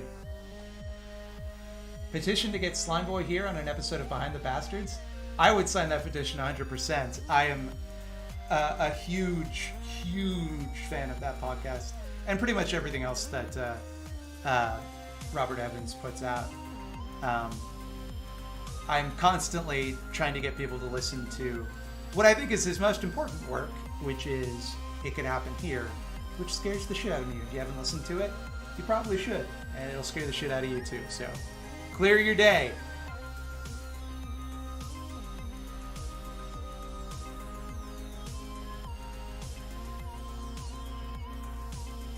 Your opinion on Titoism? I don't really know enough about it to say one way or the other. I sorry to say. That's the thought slime difference, everybody. If I don't know something, I'll just feel like, I don't know. I don't know shit about shit, man. Who are we listening to? Sounds Kim Petra-ish. This is Stims by Fingers. And the I in Fingers is a 1. The E in Fingers is a 3. And now we've changed to Because of the Night by Harris Heller. All of this available for your listening pleasure on app.pretzel.rocks, which is the app that I use to make music play during streams.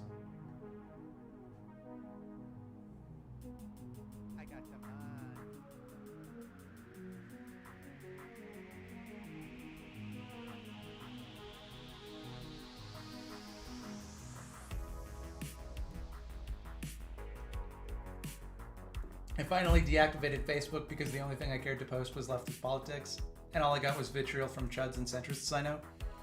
I want to get off Facebook, but it's the only way that I know when it's people's birthday. Play the ukulele? I would love to play the ukulele. I'm really bad at it, though. I haven't really, like, I've been trying to learn, but, like, it's hard. I'm not good at music, but I would love to learn. You got me addicted to hermitcraft, so thanks.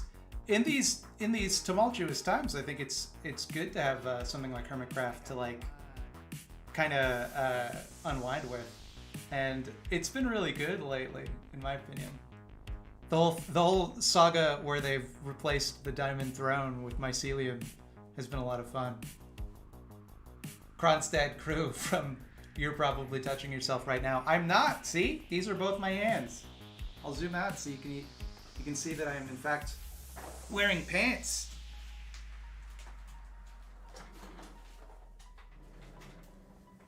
What's your opinion on identity politics? I feel like I've made like a million videos on this. I think identity politics as a term is only really used derisively. I think that it's kind of a fig leaf for people to just not give a shit about vectors of oppression that don't affect them by going, oh no, it's just identity politics. I think that there is certainly a cynical use of identity politics by liberals to dance around the problems of capital, but I think that leftists who complain about identity politics are generally the most insufferable people on the face of the earth. Do I have a Reddit sub for memes? You mean like for Thought Slime memes, or are there subs that I go to for memes? Because I go to a lot of different ones. Probably the one that is most relevant would be r/complete anarchy. On a far more serious note, HEP or mycelium resistance? Obviously, the resistance. Why would I support the intrusion of the state? No, I'm with the resistance, 100%. I would be putting down mycelium if I were there. It's legitimately great that you admit when you don't know things. It's so easy for a person with a platform to spin off a half-informed opinion. Yeah, I think that is definitely a danger, right? Because like I could just say whatever and people would believe me.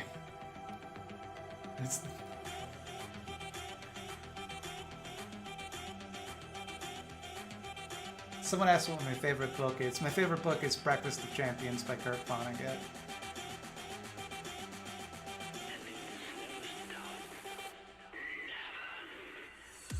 Is Hunter Biden hot? I don't know what he looks like.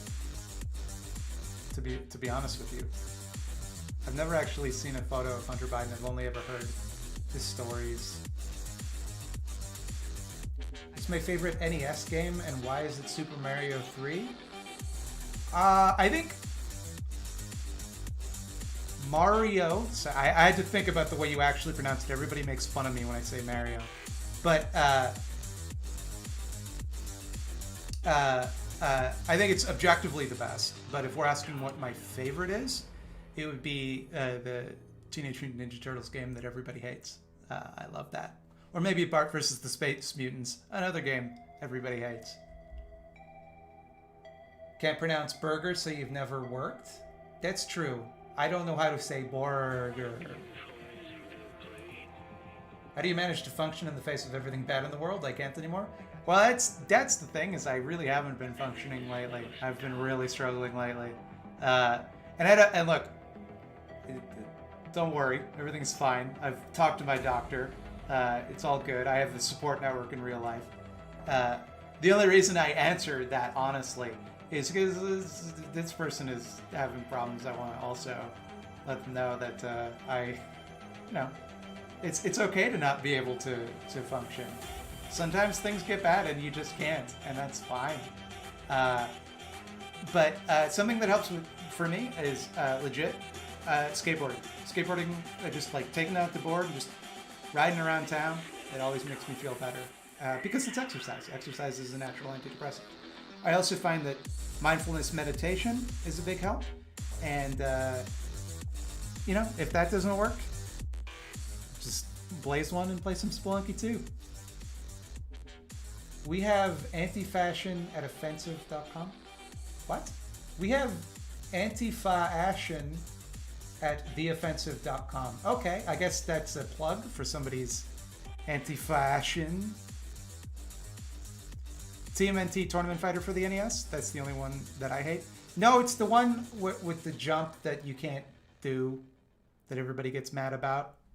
It's the one, it's like the side-scrolling one where you can pick which turtle you want, and it's just called Teenage Mutant Ninja Turtles. What about Bart vs. the World? Inferior sequel, in my opinion.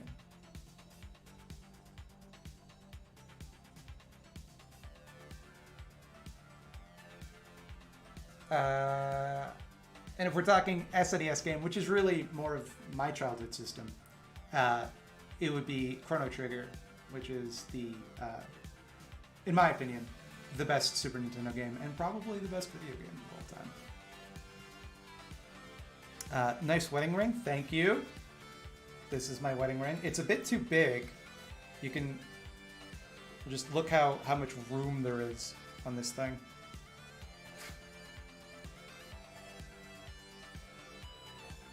That's not Mother 3. Mother 3 is not on the SNES, it's on the Game Boy Advance. You got outed as a fake fan.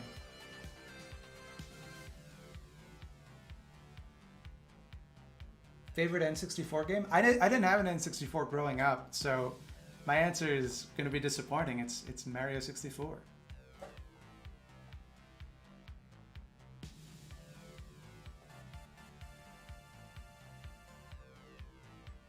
Do I support Comicsgate? Obviously fucking not. Fuck those nerds. Fuck anyone that tries to make comics an already extremely hostile space for women and people of color even worse. Fuck Comicsgate. Let me say it again for those in the back. Fuck Comicsgate. Favorite Argento movie? I'm realizing how basic I am. It's Suspiria. Of course it's Suspiria. It's the only Argento movie I've seen that I actually liked. I find Argento's movies to be tedious. But Suspiria I really liked, mainly because of the rad as hell Goblin soundtrack.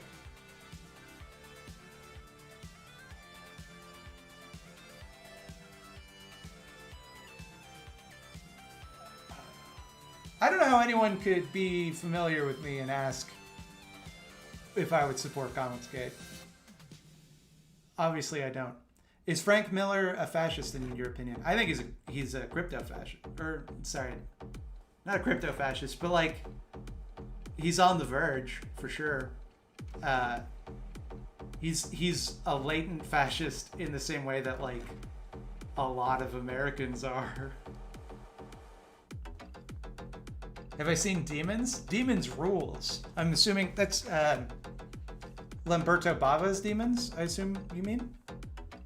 The thing is, I always get it confused with Night of the Demons, which also rules. Hey Matt, I love your content. Do you hate women? Okay. I'm feeling a lot better. Thanks everybody. I'm feeling a lot better, so I think now we can ruin that with the final video.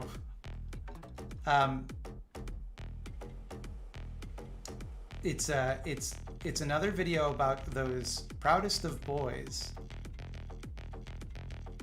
Think I'd be a far-right shithead if it weren't for UTS? There's still time. Don't let me hold you back.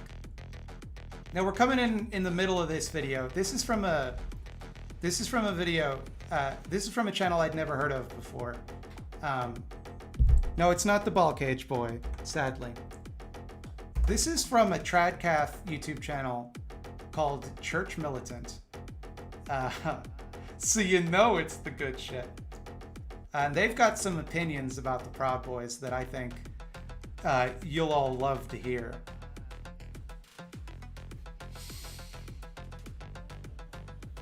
Oh, hold on. Let's turn off the music. Get out of here.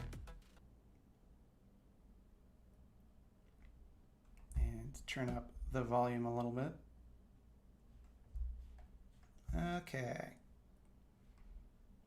Nazi, white supremacist, fascist, deplorable.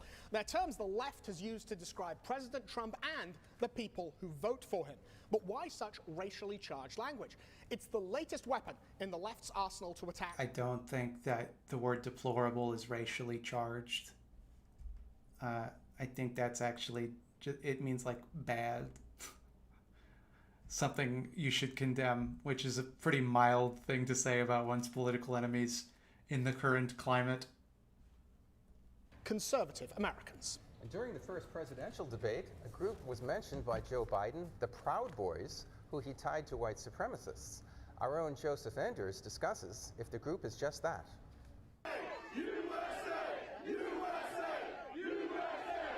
The media is... This is a rally that I watched with Lance where they did beat up a journalist. So, could I turn up the volume? Real hot and cold with the volume, everybody. What network is this?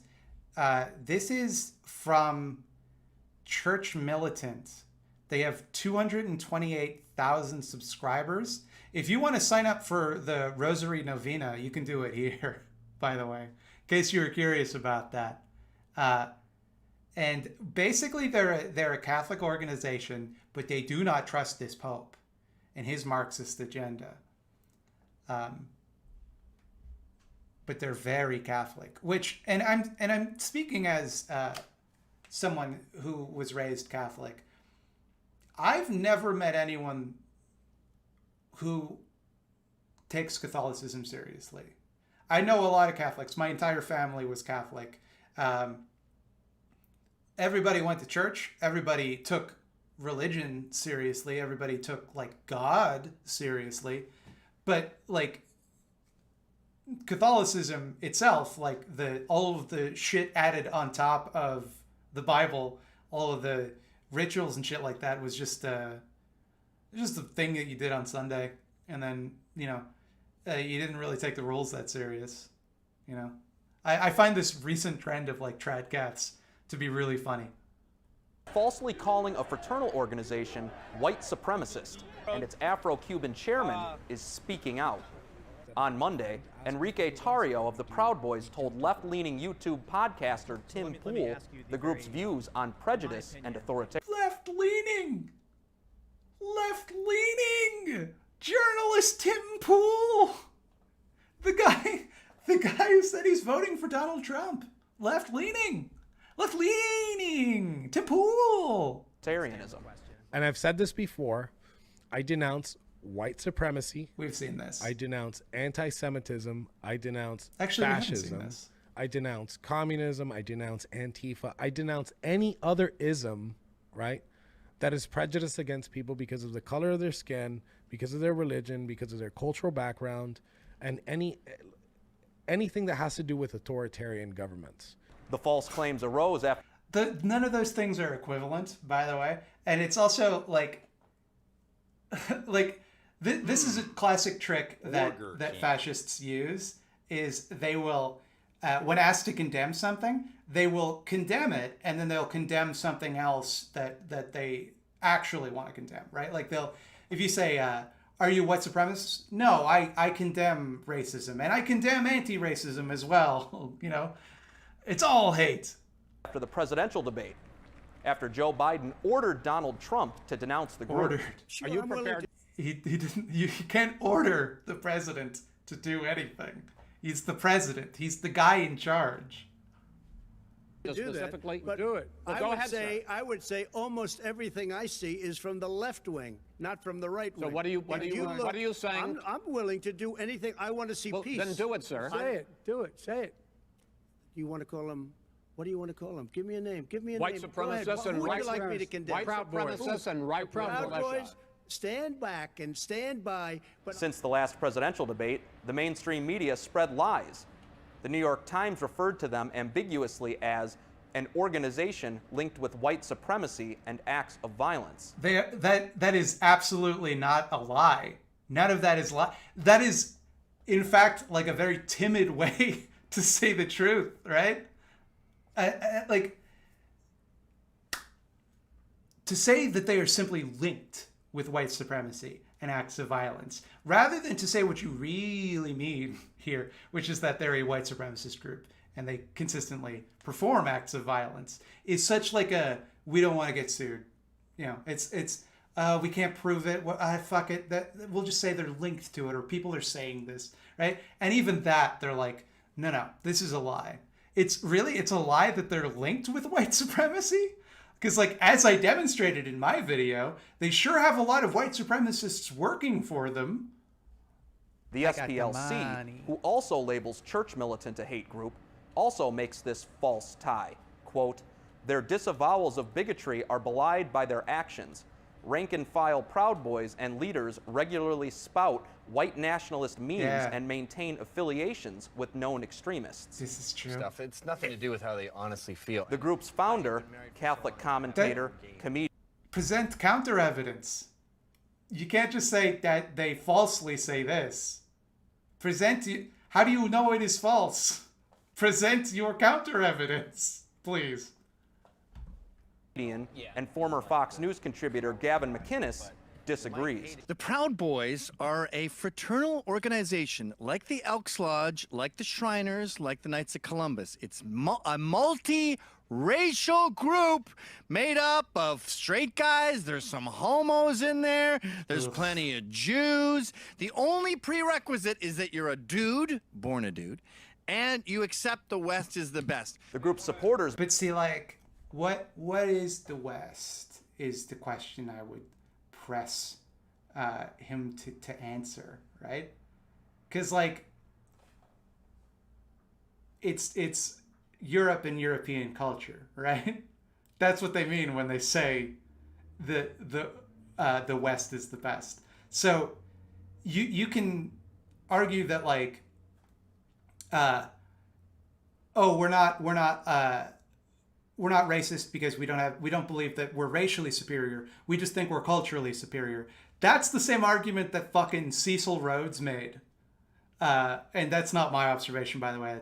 That comes from Behind the Bastards. But Cecil Rhodes, the father of I'm having a lot of trouble thinking of words today. I'm having a lot of trouble with my words.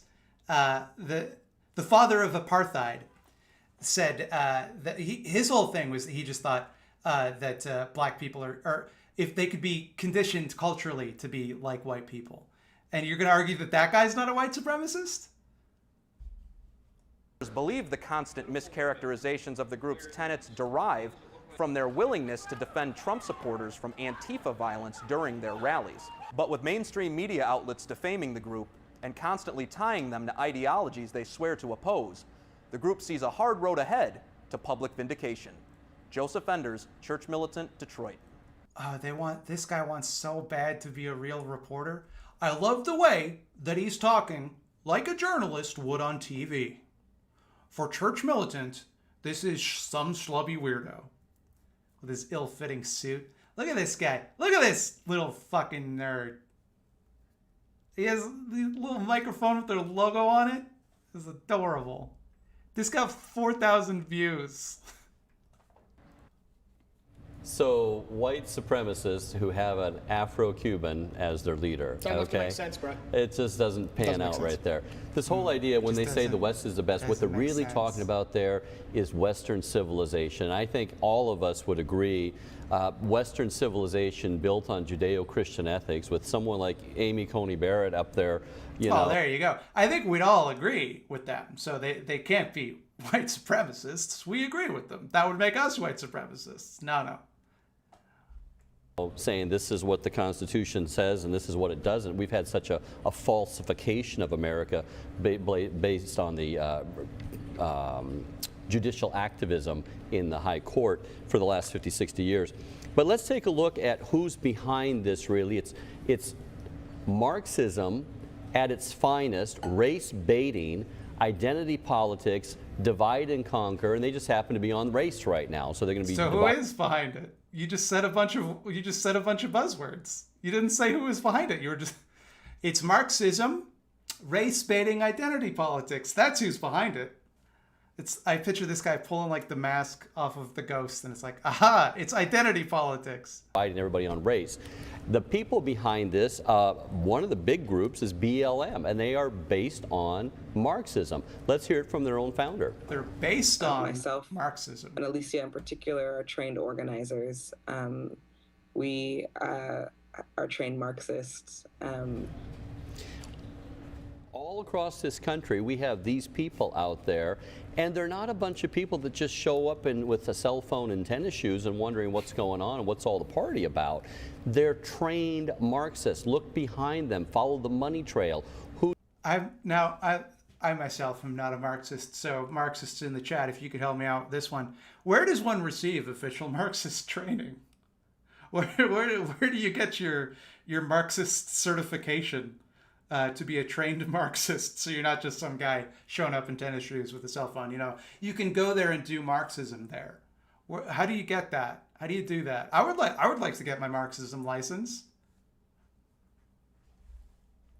Who's funding? Who's training? Who's organizing? Will we get a Soros? We gonna get a Soros? Do you think we're gonna get one? Let's see. All of this, and you're going to find quite a movement behind all of this. Now, let's take a look at a working definition of prejudice and racism. We're going to go to the Oxford Dictionary. Oh boy, the scholarship on display here. The scholarship. We're going to go to the dictionary and find the definition of prejudice.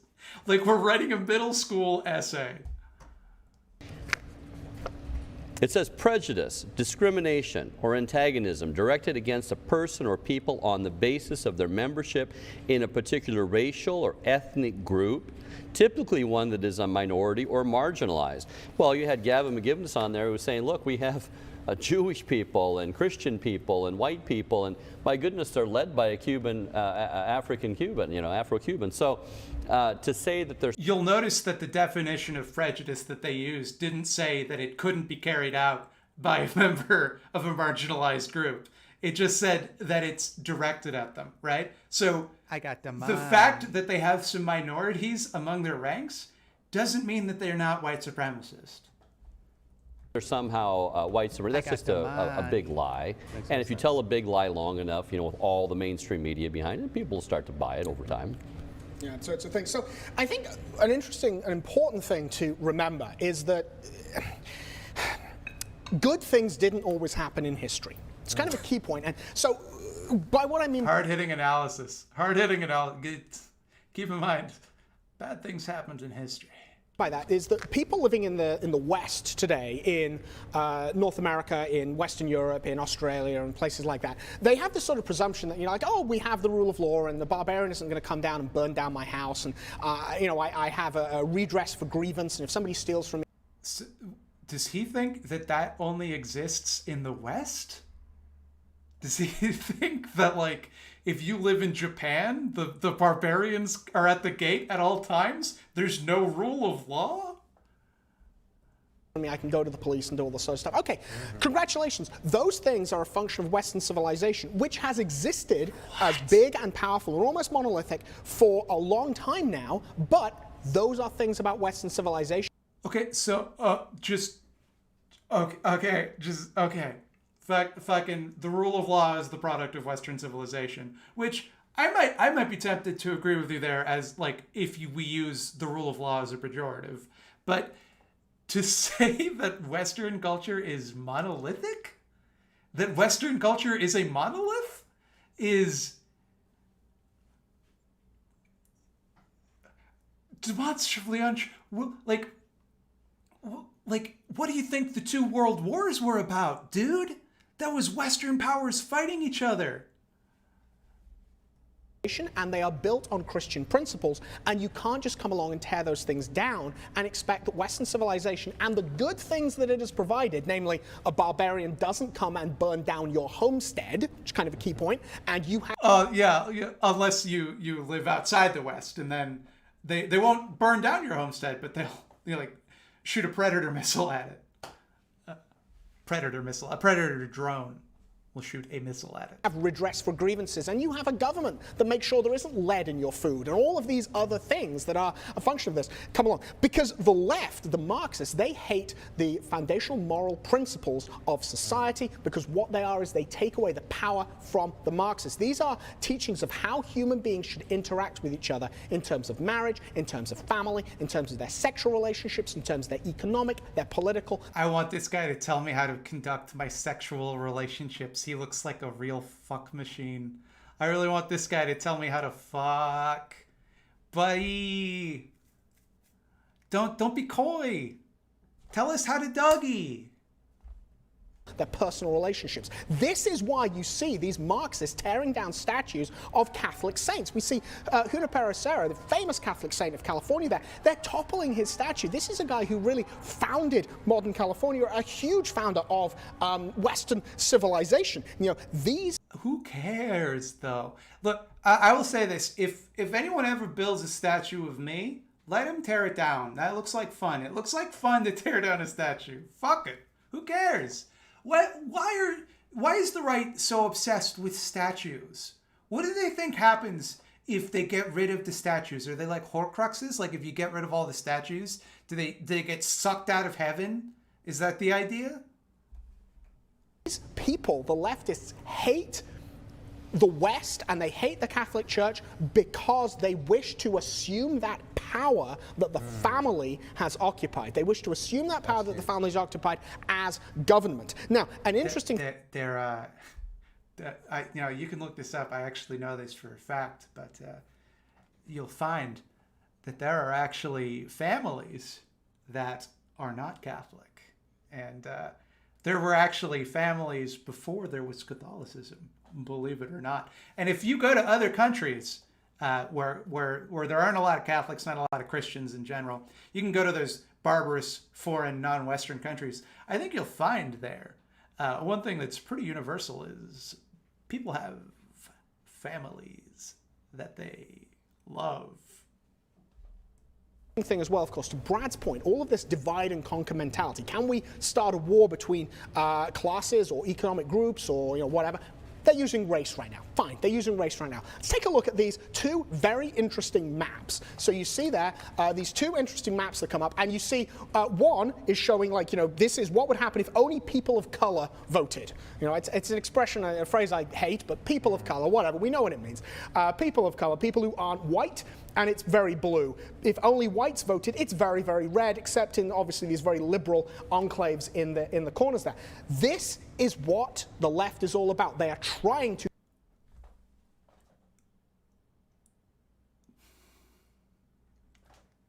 I think it's maddening that based on nothing, based on like some picture he saw online of the fact that like people of color would vote for Hillary Clinton over Donald Trump.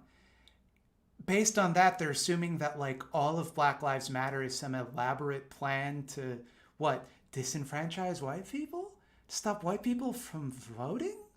When in reality, if you live in the real world, you'll find there is so much voter suppression specifically against people of color. Specifically because they vote against the guy these idiots like. I'm sorry to use the word idiot, but it just kind of slipped out. I'm mad.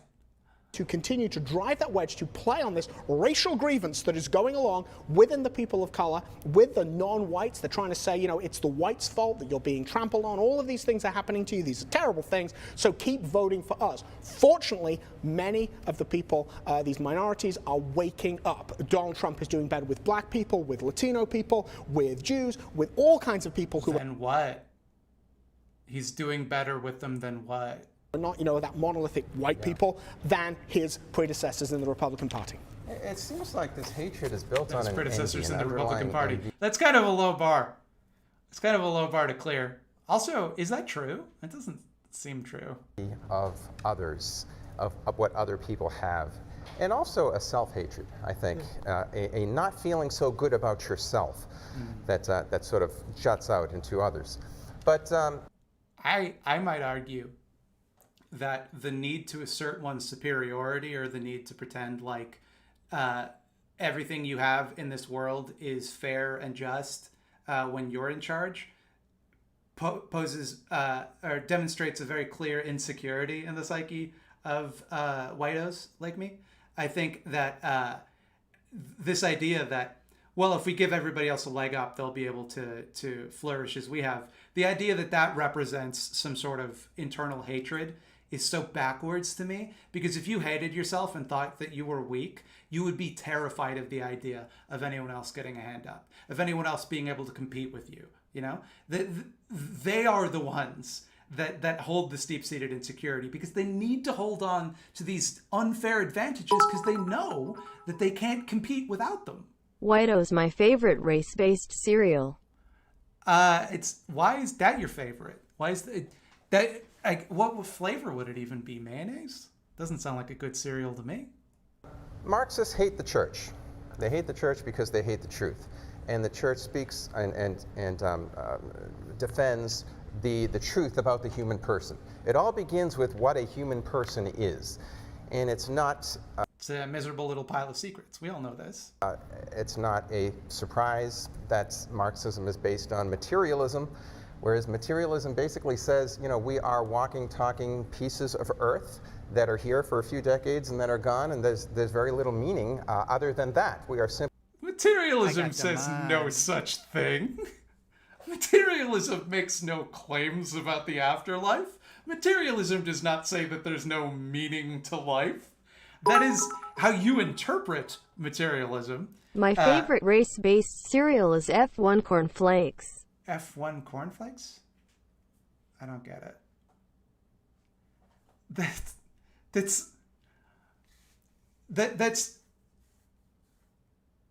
That is what materialism would mean if the literal only other,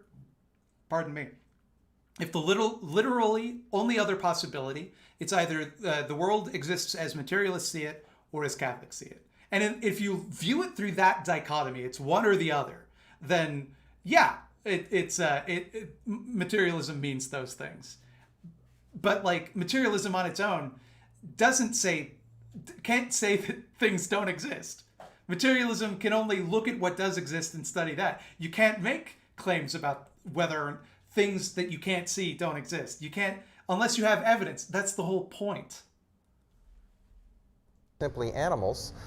And the church stands up for the human person, and that means a lot with regard to the social fabric, that the human person is at the center rather than material goods. That's huge. Leo XIII, back in the 19th century, quotes, they debased the natural, Marxists that is, debased the natural human union between a man and a woman, which is held sacred even among barbarous peoples. And to your point, Simon, that they are trying to attack and destroy... So which is it? Which is it? Is it something that's universally held sacred, or is it something that we require the Catholic Church to protect? Family, so that there would not be that middle buffer between the state and the individual, so that totalitarianism, their kind, can take over.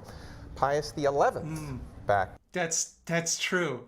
that I think you'll find, and this is true of every totalitarian government on earth, is they don't let people get married. Because if you marry someone, right, then what they can protect you from the government, right? That's why I got married. That was my secret plan this whole time. I got married so that the state can't control me. In the early 20th century, socialism is based on a theory of human society irreconcilable with true Christianity. Christian socialism is a contradiction in terms. Why? Now, why is this? Again, it's a contradiction in terms because there is a complete difference in understanding of what the human person is. We are not simply a material being that seeks material goods. The church understands that we can never attain happiness by virtue of having material goods alone. They're only a tool. Hold on. Materialism is... It's not materialism in the sense of like Madonna's Material Girl. Civil union is a union and cappies hate unions. Yeah, marriage is a union, that's true. The idea isn't that like materialism means that you want to buy lots of products. You know, it's not consumerism. It means looking at the material evidence in front of you. And it's just... Happiness is a spiritual quality. That actually goes all the way back to Aristotle, but it's true. Let's go to Sean King, because you mentioned, Simon, of the destruction of the statues and all of that. Sean King had a tweet on the white Jesus back in June, and he said, quote, "I think the statues of white European they claim is Jesus should also come down. All murals and stained glass windows of white Jesus and his European mother and their white friends should also come down," unquote. So apparently Jesus and Mary's are tools, they're tools of oppression if they're depicted as white. Now, to be fair, I have always thought, when I was a kid and so forth, why don't artists depict Jesus and Mary more Middle Eastern looking? More to their Jewish, what their Jewish ancestors would look like. Very often you have these blonde-haired Jesus and Marys. But that's, we see that as actually a universal phenomenon. If you look around, you have artwork throughout the various countries internationally of Jesus and Mary looking closer to them, and it's just a point of relation. You can better relate with people that you look at. And if you look at the apparitions of Mary... So, I thought the church stood for truth, because it seems to me like you're arguing for a form of relativism, which should be like the exact opposite of what you claim you believe, right? Like, if the church stands for truth, then the church should say, well, Jesus probably looked Middle Eastern. Jesus lived in first century Palestine. He should look like a Palestinian. Instead, you seem to say that, you can just make him look like whatever helps you relate to him, whatever you find most appealing. And it seems like he's going to make some argument that because apparitions appear different to different people in the Gospels, then that there's some sort of biblical basis for this. Let's watch. Mary, Jesus' main ambassador in the time of the church, she often appears looking like the people that she appears to. Whenever she visits a European country, Spain, Ireland, etc., she looks European looking. Our Lady of Guadalupe, she looked like a Native American. Our Lady of Akita, she looked Asian. If you could see Our Lady of Cairo, she would probably look dark African, but of course she's just bathed with light. So I think it's a non-question really about. He's just sort of advocating for violence here. Yeah, well, I mean, this is violence. Sure. What violence is he advocating for? He said, take down these statues. It's not violent, unless you mean violence to statues.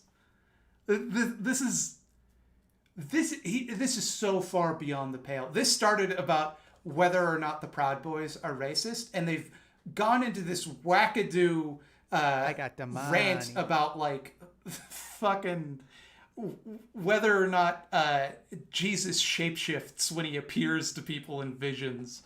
Like, this is the length you have to go to try and establish that there is some sort of like anti-white agenda among Marxists like Sean King. King, famous who comes out and Marxist. says that he's this black spokesman, and the guy. I mean, I'm going to come out and say it, the guy's not black. I mean, he's not black. I mean, people have come out and just, like, discussed a lot about his racial background and stuff. The guy's white. Yeah. He's guy's white. He's one of these guys who's jumped on this thing and done this whole thing as he's a race. Fuck you. Just drop that. Huckster. That's what the guy is. He identifies as black, and it's ridiculous. I mean, and everyone knows it. It's a stupid thing. But I think that obviously the architect of much of this, or one of the architects, is of course Karl Marx, who has done so much damage. Oh, the history understander has logged on, everybody.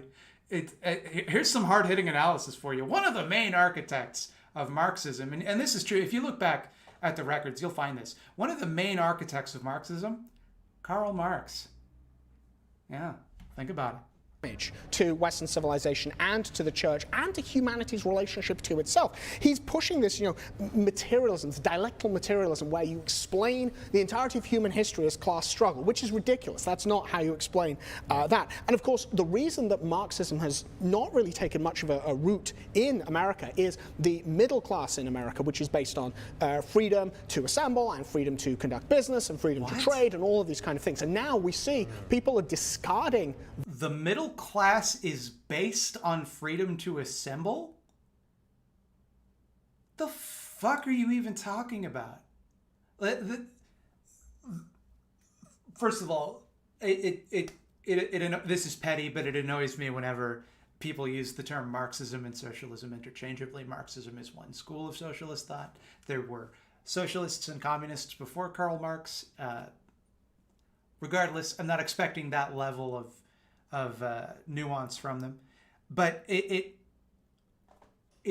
like the idea that it never caught on in this country because there's a middle class and there's freedom of assembly. Like, do you think there wasn't like a middle class in any other country that became communist? Like, you think none of them had freedom of assembly? No one values that aside from Americans?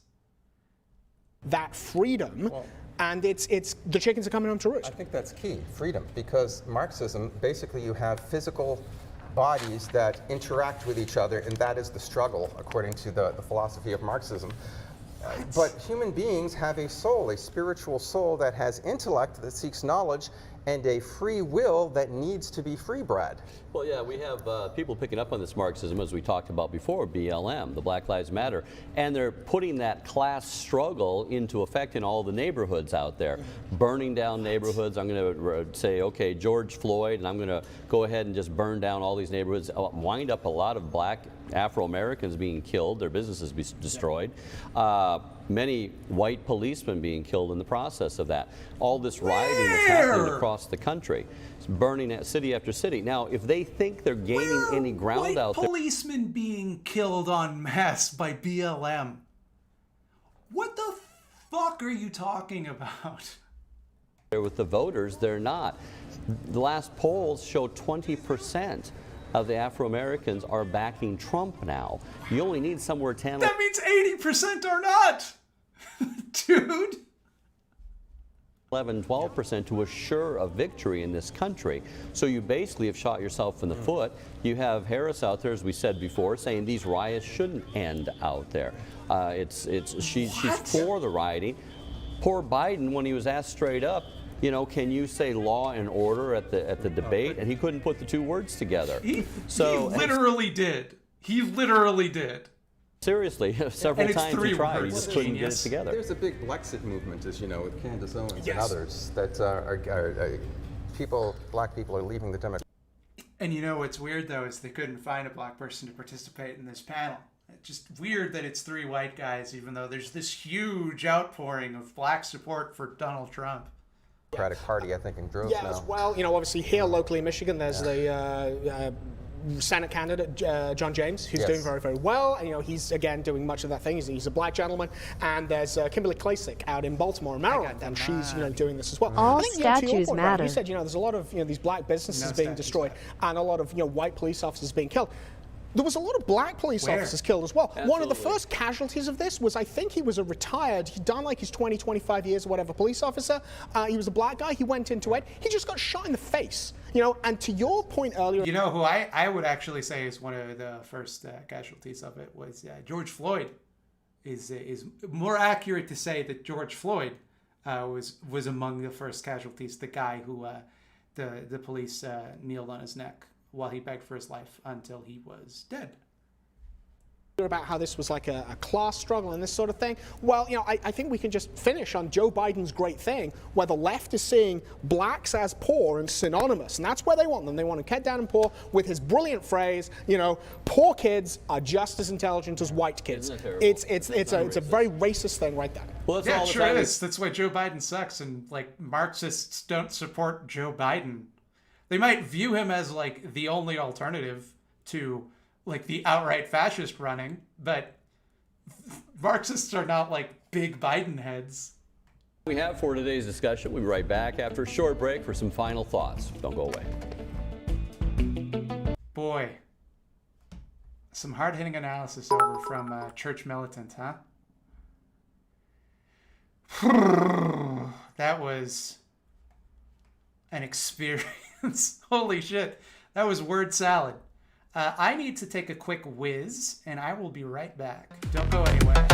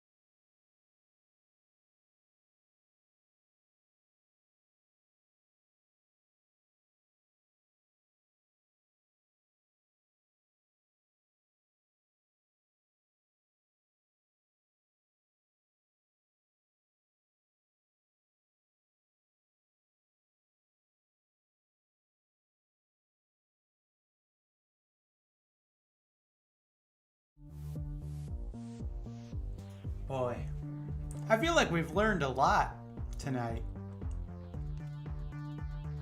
You know, I was under some misconceptions about materialism, for one. Did I remember to wash my hands? Indeed I did.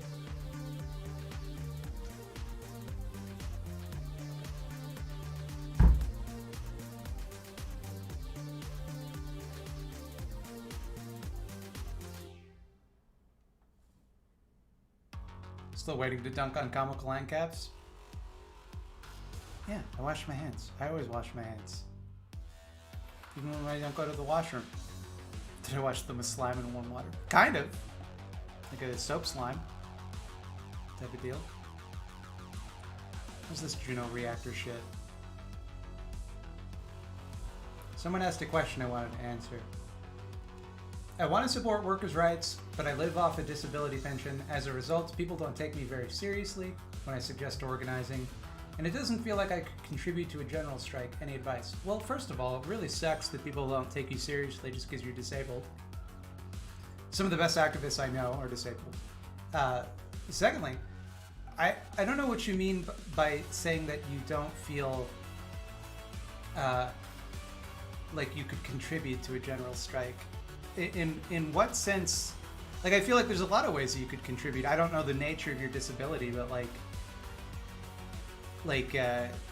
you know, literally just holding a sign contributes.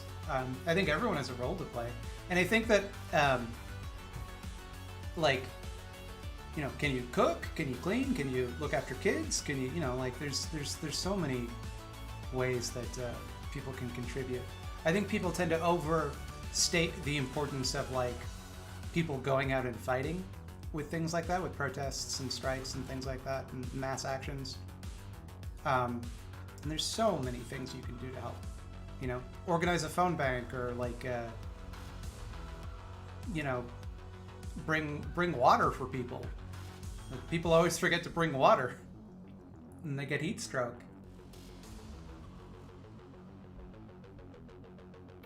But also, I wouldn't really worry about like a general strike happening anytime soon. Can we watch the end cap dude from last week? I would love to. I also do not remember what his name was. If anyone could help me out on that.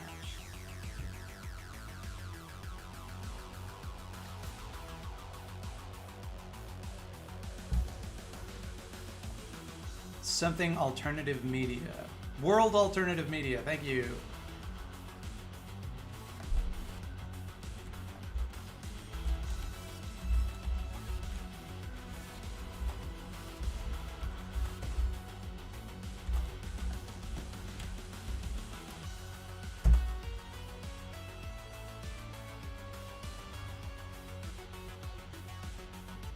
How is he not the first result? Filter. Channel.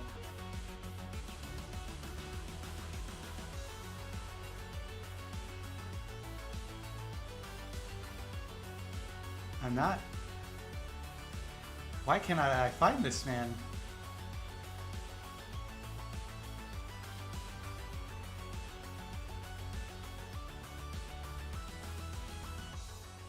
Guys, Christopher Green. That's not him. Are we sure that's the name? World Alternative Media?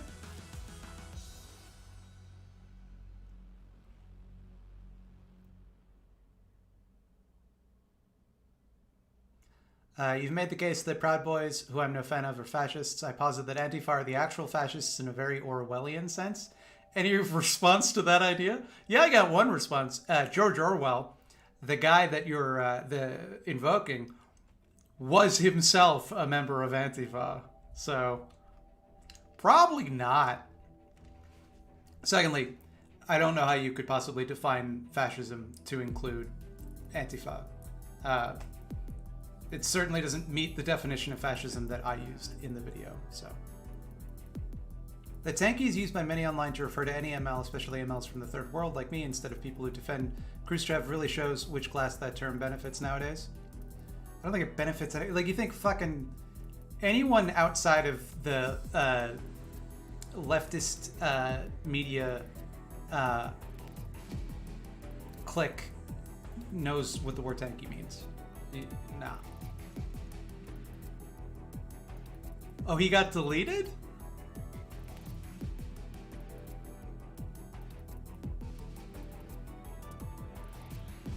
He got his YouTube got deleted? What have I done?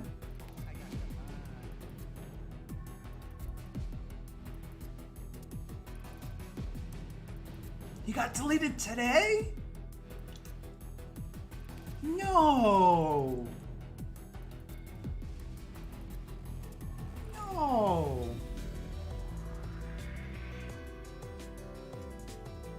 That's horrible. Why can't they ever come for the bad chuds, the boring chuds?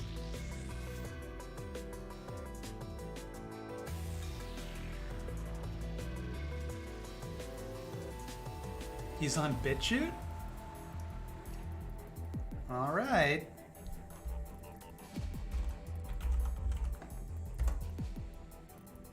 Ugh. I hate even going to this website.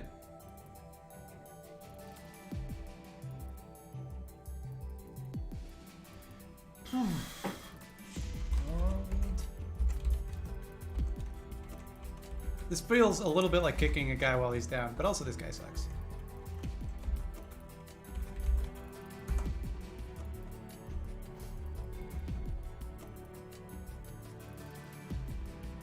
All right, we're spoiled for choice.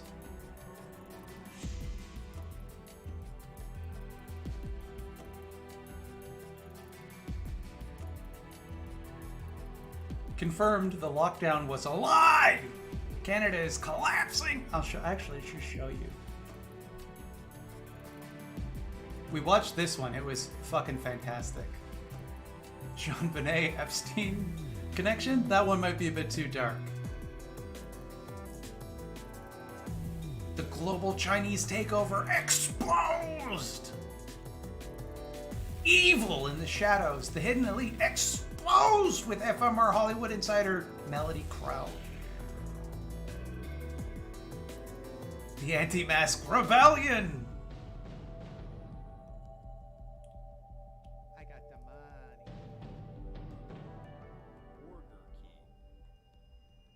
So my GF is African American, yet my family has bizarre and radical right-wing beliefs to the point where I think they actually hate black people, and no matter how much I try and enlighten them, they brush me off as ignorant. Thoughts? Well, I mean, you're under no obligation to give your family access to you. I don't know if your situation is like, if you're still a kid who lives with your parents or something, then you're under no obligation to give them your time or energy. And I would say leverage that. I would say leverage the fact that, like, if you want to have a relationship with me, then you have to recognize that I'm in a relationship with an African American woman, and you either accept that and like let go of your prejudice, or you're not going to have me around anymore. But that is a really tough situation, and I'm really sorry to hear that. I hope it gets better. I don't know. That's a big donation. I feel like I should give you a more meaningful answer. I think also, like, if you're expecting to like out logic racism, it's just not going to work. You know? Because racism isn't based on logic. You can't argue someone into a position, or rather, you can't logic someone out of a position that they didn't logic themselves into, you know?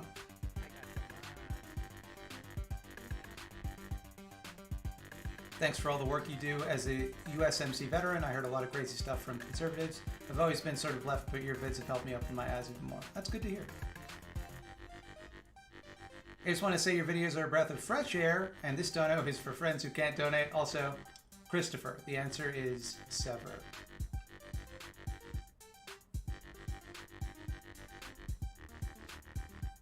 Okay. The World Health Organization admits virus is almost impossible to get.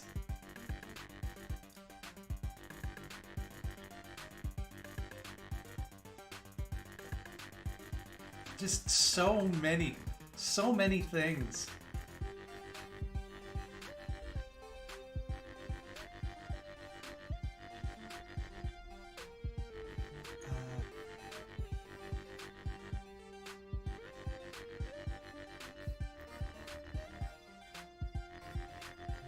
False flag alien invasion to save the economy. Kent Pentagon pushes UFO hype. The ding ding ding ding ding. Ding ding ding ding ding. Am I right? This is the one.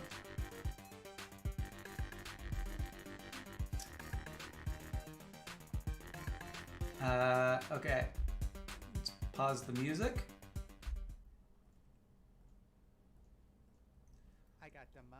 I'm extremely excited.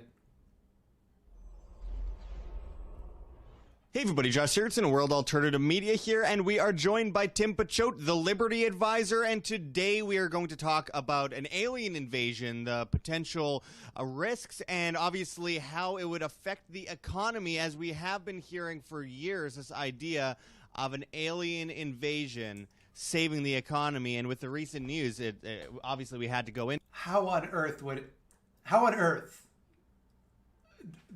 would an alien invasion save the economy? How that would I got the money. I missed him. I missed him so much. YouTube, put him back. YouTube, reinstate him. He's not hurting anybody. He doesn't know how. He's trying to hurt people. He is trying to hurt people, but he's not going to be able to do it. Go into it, as this Time magazine article says from August 16, 2011, Paul Krugman, an alien invasion could fix the economy. Oh, our good friend Paul Krugman is at it, as per usual, calling for economic destruction in order to save the economy. No, I don't think he's encouraging aliens to come to Earth. I don't think aliens read Time magazine. I don't think he's encouraging an alien invasion. I think he's posing a hypothetical, like a fun hypothetical, like a what-if scenario, you know? And I hate to come to the defense of Paul Krugman, but like, I don't think anyone could accuse him of trying to facilitate an alien invasion, because aliens aren't real. Some windows, perhaps. Maybe that'll save the economy in this time of government shutdown insanity. And obviously, we have these recent stories. This one's from April. You might remember it. CNN says Pentagon officially releases UFO videos. This article from Fox, just from 1 day ago, as we report this, not made on this Earth. Top secret Pentagon UFO task force reportedly expected to reveal some findings. And, of course, this one, I don't know what to think about this one. This one's from The Express. It says, UFO sighting, alien cube ship 10 times bigger than Earth captured by NASA. And you can see it here. Some people are saying it's just an error in the composite of the image that they got. I don't know. No, it's the Borg, man. The Borg are coming. Talk about Burger King. And we could go into the black cube of Saturn and all that kind of stuff. But more importantly, let's talk about how this will affect the economy if there is indeed an alien invasion. More importantly than the alien invasion, let's talk about how it would affect the economy. I am so excited to hear how this is going to pump up the economy. A false flag alien invasion. It seems like the news is really getting us ready for something like this, and we'll go into that and more today. But first, make sure to hit that like button, check the links below, share this on social media to get around the shadow banning, and join us on Float.app, BitChute, Minds, Library. We won't be on YouTube. Can I just point out something I just noticed? He has a Blue Yeti right here, and he's holding a second microphone right here. This man does not appear to have any microphones. This guy over here hoarding 2 microphones when he could share the wealth. He could redistribute the microphones, and it would only make his podcast better. I got the money. For much but he's longer. so principled, he Obviously, refuses this to do it. media operation is 100% viewer funded, so make sure to check those links for ways that you can help keep us alive, and join us at our new newsletter at www.iamband.com. All you have to do is put in your email. Anyway, let's get to this. What a predictive name, huh? He nailed that name. So, Tim, the idea of aliens touching down on Earth, taking over humanity, because obviously there's a lot of benefit to that, because, you know, we can definitely teach them a lot, destroying ourselves, killing ourselves, and destroying our own economy. But how would this affect the economy going forward if there is, say, a real alien invasion, a fake one, false flag? What do you think? Well, I think the bigger thing is not even about the money, and this is, quite the topic, I guess, that we're talking about. Obviously, we're theorizing all this, not saying there's going to be an alien attack tomorrow or anything. But oh, thank God! Oh, I was worried there for a second. I think it would be the result of, I mean, if it's a fake one, it would be the result of they've already lost the narrative so much and they wanted to coalesce everyone around. And there's been studies going back, way back like 100 years ago where they were trying to figure out what's the best way to get everyone to coalesce around. And so in the 60s and 70s, it was global cooling, then they flipped it to global warming, and then they flipped it to climate change, and they realized, you know, that's still not a driving enough force or factor to get people to rally behind. And so alien invasion has been one. I mean, and this is not just us theorizing. What this is like, you go back to even, I'm not sure if Bernays talked about it, but it's like he's the godfather of propaganda. Even Kanye West was tweeting out about him like 4 years ago, like super hardcore videos, like a century of enslavement. But anyways, you get all these top psychologists, and they're trying to say, okay, the best way to get people to rally around one common cause would be an alien attack. And then you can get into other things like, Project Bluebeam, which for those who don't know is a some sort of, I don't have any notes on this, but was it a DARPA or Pentagon program where essentially they're able to project images into the sky to them or anywhere to basically, you could have Jesus coming back, or you could have Allah, or you could put something in there to make it look. You can falsify a lot of things, and obviously with Project Bluebeam, a lot of people have been talking about the potential of a fake alien invasion utilizing that, and of course, many of the UFOs that people see in the sky. Let's play that out. They can make Project Bluebeam. Let's assume that this is a real thing, and it can just make holograms appear in the sky. So they're like, okay, time to fake the alien invasion, and they make it look like there's aliens in the sky. The invasion has begun. Then what? Because it seems to me like all it would take is someone to like, the aliens can't come down. No one can see an alien. No one can touch an alien. It's just, you think people are just going to see something in the sky and from that be like, oh yeah, no, I guess it's aliens. Guess we better go fix the economy. At night could very well just be government projects, very advanced projects that they don't tell us about. A great example is the Stingray like stealth fighters that were invented in the 40s and people only found out about it in the late 90s. I mean, imagine the technology they have right now, as inefficient as government might be. But with that said, I mean, fear sells a lot of things. It sells tyranny. It could sell even freedom. It's all about what level of fear you have and for what you are in fear of. And with something like an alien invasion, I would... Wait, I thought they were doing this to fix the economy. You still haven't explained how it fixes the economy. Like to think of, try to theorize a little bit about how that would affect, first the stock market, and then, the economy. How would that affect the dollar? Having, what do you think? I think if there's an alien attack, the last thing I would care about is how it affects the dollar or the stock market or anything. At that point, I'm getting the hell out of wherever I'm at. And Earth? Yeah, maybe, yeah. Hey, Elon. I guess we did have Colin Cantrell here, whose dad was one of the co-founders of SpaceX. So, hey, Colin, I need some space on your ship to get out of here. But anyways... Yeah, I think that might be too much bad news for good news, because right now we're in this dichotomy, and we really have been for pretty much the last decade, where good news is bad news. So the more bad news there is, then that means, and actually I shouldn't have put bad news in air quotes because there is a lot of bad news, but the more bad news there is, then it means that the Fed, particularly going back, several years ago before Trump got in there, it meant that the Fed then had excuses to not raise rates, and then those excuses not raise rates then basically then will lead the stock market going higher.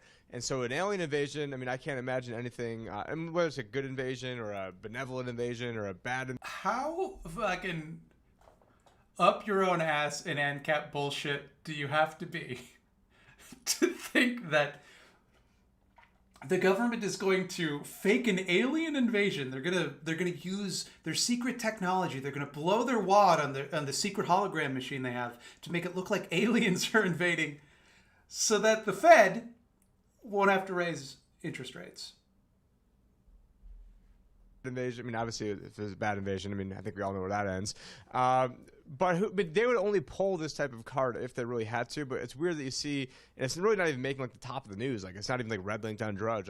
Casually, oh yeah, we found this alien cube. And then I don't know if you want to get into black cube of Saturn, but you go back to all these ancient cultures, and one of the things that they were really worshiping was this black cube of Saturn. And we could see that in Islam. We could see that in Egyptian folklore, the religion of Baal. You could go to the mind. See, normally with shit like this, they will go with like ancient cultures and say like, oh, they must have known about aliens. You think fucking the cube that they're referring to in Islam is like the cube in Mecca, the one that when people are on Haji, they circle around. I forget the name of it, but that isn't because there's aliens in Saturn, dude. Like lions, and they talked about black cubes. It's very interesting how reminiscent it is with all these ancient civilizations that talked about this thing that basically created life on Earth, or that people worshipped, that became so important to them that they created massive black boxes all over the world, black cubes. And maybe that's why I call it warship. So I mean, it's a big ship. That I don't know. I just thought that right now, but who knows? Yeah, well, and see, that's the thing. This is like r/shower thoughts. Like, whoa, man, maybe that's why they call it warship, because like the aliens said warship, right? And they misheard. The aliens, they spoke English. Thing, because I'm not sure I believe the Express story that says UFO sighting alien cube ship 10 times bigger than Earth captured by NASA. It could be a mothership, could be the Borgs. I don't know. But you're not sure if you believe it? Well, it's, Occam's razor. Either the software is malfunctioning or there's Borgs. It's hard to say. Hard to say which one's right. One thing I do know is it's interestingly reminiscent to all of these past stories from throughout history, throughout thousands and thousands of years, and also kind of creeps me out because of that similarity or that connection. But with that said, it's amazing that the thing they want to argue is that this is a trick being played by the government to fix the economy or whatever. But they're like scaring themselves by talking about it. They're like creeping themselves out, like when you tell ghost stories with your friends and then you can't sleep at night.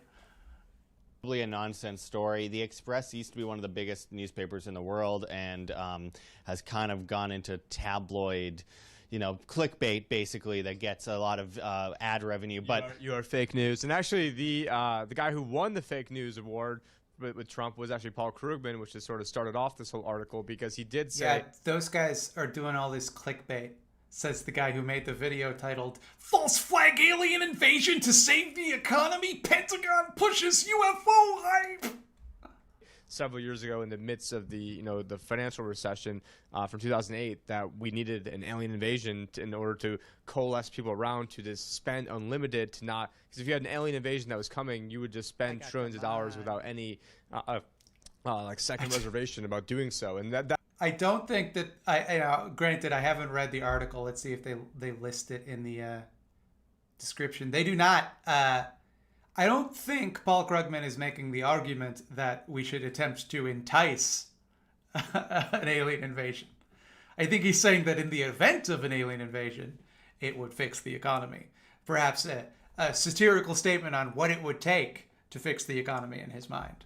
I don't think he's saying this is a good idea and we should pursue it. That's what the gist of that was, it was about a decade ago when he said. Well, and as it says here, and I quote, "If we discovered that space aliens were planning to attack and we needed a massive buildup to counter the space alien threat, and inflation and budget deficits took secondary place to that, this slump would be over in 18 months, Krugman says, referencing an episode of The Twilight Zone in which an alien threat was manufactured to bring about world peace. I mean... He's one of, the most respected economists there is in the world, which goes to show you, why everything is so messed up, is the fact that this guy is one of the most respected.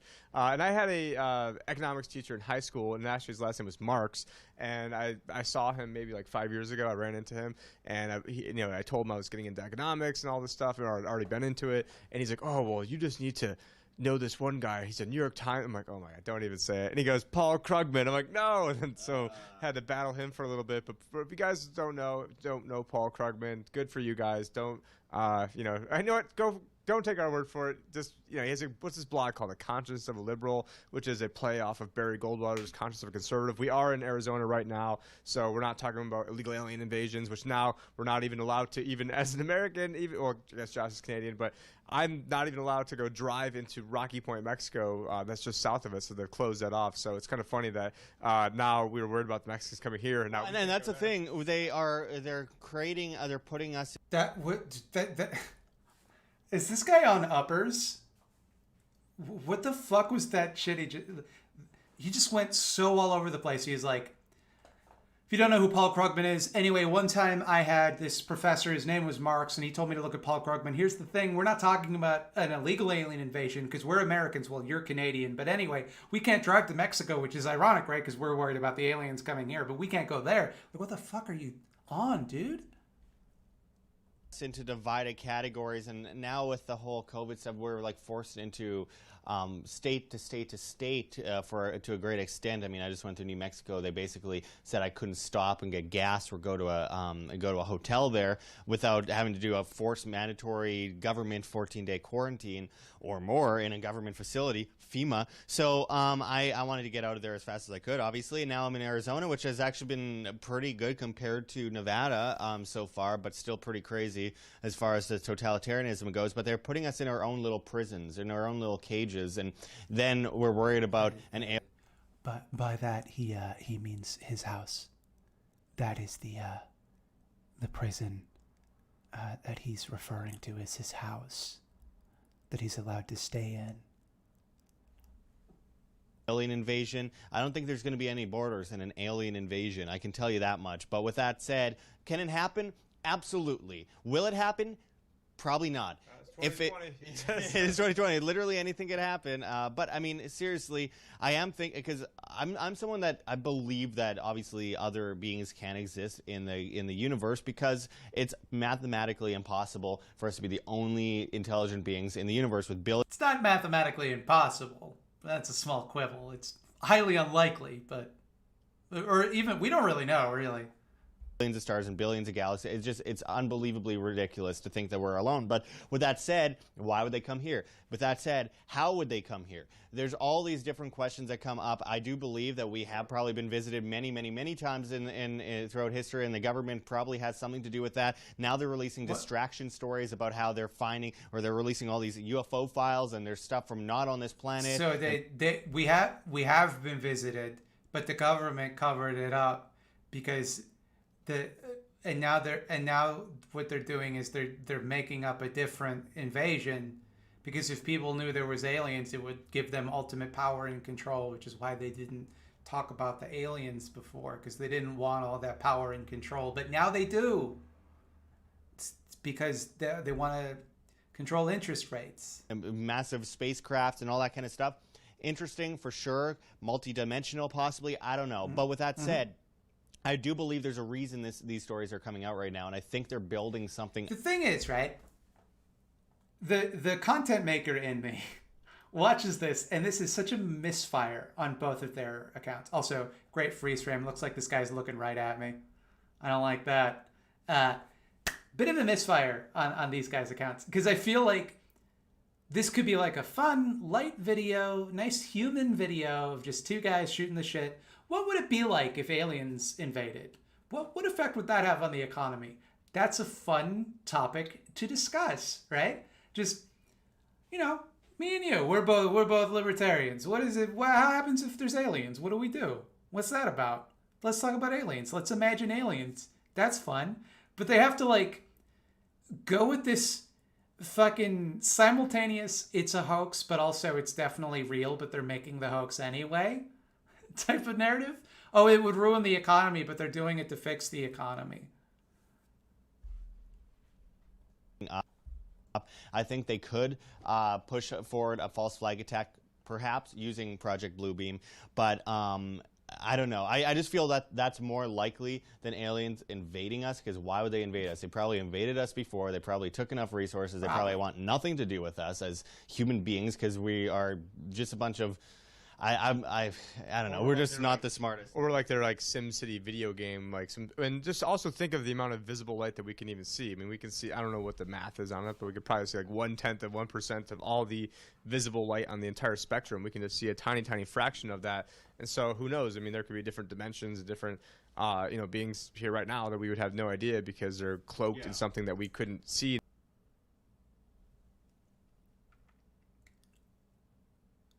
We'd still be able to touch them. Dude, like...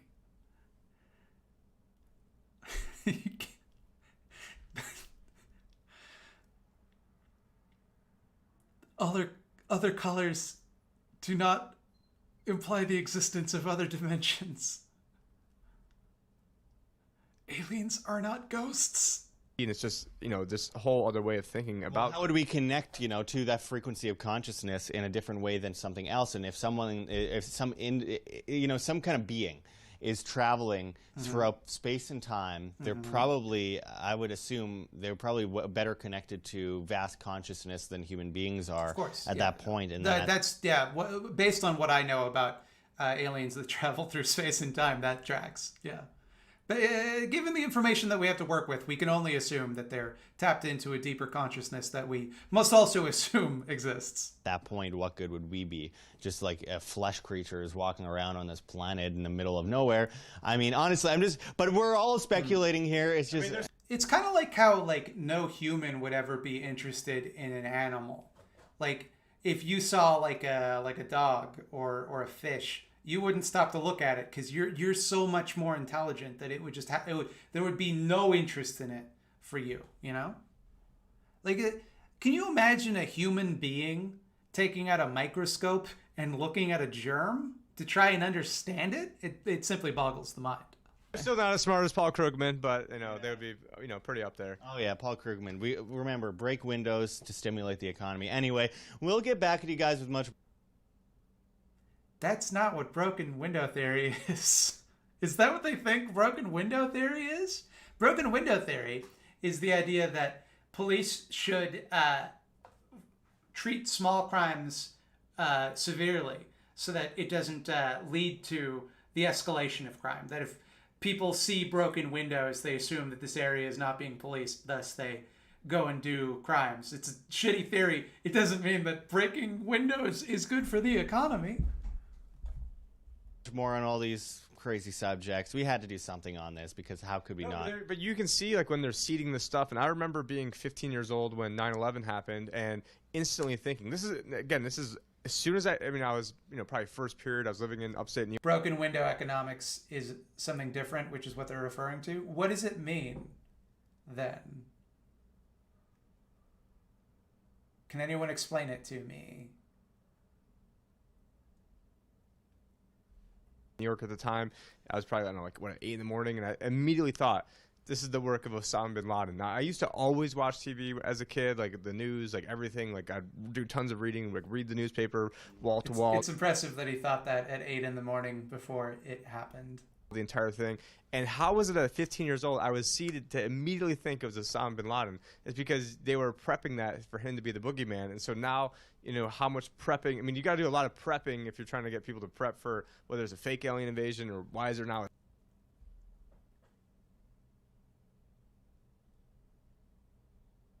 So, couple things. Do you think that the government shot the thought of Osama bin Laden into your brain? Hold on. A broken window means people have to spend money to fix it, which stimulates the economy. It's a fallacy because that money that would be spent on windows could be spent on something else. But wouldn't these two argue that it shouldn't be spent on anything? Probably. But anyway, this guy, is he saying, because it sounds like what he's saying is that the government used some sort of mind control to make him personally think that Osama bin Laden did 9/11 because he thought of it before they reported it in the media, even though it wasn't his first attack on the World Trade Center. Osama bin Laden had made an attack on the World Trade Center before 9/11, so it's actually not that much of a logical leap to assume he would be responsible. It's not some amazing thing that requires some elaborate conspiracy to explain. My day slightly better. Who knew ANCAP aliens? Space Force. Wait, do you mean when Osama bin Laden was the most wanted man in the world, yet CNN went and interviewed him in a cave? Yeah, that one. Then there's other ones where there's the other interviews he gave were, you know, the different like CGI from like the Pentagon in the background. All these. I mean, there's so much. I mean, I've already forgotten a lot of this stuff, but it's just. You need to create new enemies in order to create more fear, to make people more to pledge allegiance basically to the state at all times. Yeah, I mean, and what better way to, you know, never let a good crisis go to waste? I mean, I couldn't think of a bigger crisis to get everyone to lay down than if you had some sort of Project Bluebeam type of misinformation going on. But, you know, it's gonna. Yep. No crisis going on right now. That's why you got to manufacture one, you see. That's why you got to use Project Bluebeam to make it look like aliens are attacking, because if you look around the world right now, just nothing bad is happening. There's no crisis to exploit, so we got to pretend there's aliens, I guess. You know? Got to pretend there's aliens like we pretended Osama bin Laden did 9/11 by having CNN reporters go and interview him. Because even though we made him out to be the architect of this terrorist plot, we weren't actually looking for him. Gonna be, you know, scary stuff. You know, at that point, I don't really care about the stock market or the dollar or what's happening. But I think, you know, having something like, you know, gold and silver on hand or ammo, or being able to, you know, cook your own food, or, you know, being able to, you know, just be self-sufficient, Bitcoin. I mean, there are ways to send Bitcoin even without, you know, the traditional, you know. Yeah. Oh, yeah. Okay. That's a sensible advice. If the aliens come, make sure you've got your Bitcoin ready, because the grid's gonna go down. You're gonna be glad you have all that Bitcoin. Internet or mechanisms that you'd think of. So there's people who are, you know, basically, you know, it's a hedge. It's a, you know, just like, and I think, you know what, even if there's not an alien attack, it makes sense to have that, because everything is basically messed up. There's no way out of this financial system. The financial system is built. Yeah, that's how useful Bitcoin is. It's useful whether or not there is an alien attack. On an entire foundation that is crumbling. It's built on a foundation of slavery, because, and I don't mean this as some social justice warrior. What I mean is, in order to get $1 into the system, you have to create $1 of debt. But that $1 of debt is then owned by a central bank who never had that money to begin with. So we have to pay interest to them on money that never was created, and there's no reason to be doing that. So absent, and they've well mismanaged this. Let this man hold the microphone. Let him hold the microphone. He's obviously going to be talking for a long time, saying a lot of words that may or may not make sense in sequence. Well beyond the point of, you know, ever being able to fix this. The problems are just going to keep getting worse. That's why you see, you know, the the Federal Reserve's balance sheet, you know, went basically doubled, you know, since the coronavirus pandemic happened. This whole thing was just nothing but an excuse for the Fed to come in, buy up all the bonds, you know, let all these zombie corporations, you know, live to fight another day, while we, the people, are the ones who are getting stuck with the bill. And they'll probably use some sort of way to, you know, whether it's a fake one or a real one, I'm sure there'll be some way to screw us. And they've already got, you know, probably different, backup plans of how they're going to screw us on this. Absolutely. And I mean, a lot of people will say ammo is a great currency, and I would agree to a great. This is a real question that, and this is something I genuinely wonder about. Do you think that world governments actually plan for the event of meeting aliens? Like, do you think there's actually like some official, like, obviously it would be something they couldn't tell us, right? But like, do you think they take that possibility even slightly seriously? Like, seriously enough to develop an official plan? That's something I wonder about. I don't know. You think people seem to be saying yes. I don't know. It seems like such an out there possibility that, like, I don't know. I just can't imagine like people getting together and like seriously working towards like that being a problem. It just doesn't seem like it's ever going to come up. Knock on wood. great extent, though, in the case of an alien invasion, I think I'd be more likely to join them than start shooting at them. And besides, people might say, "Oh, well, what if they enslave you?"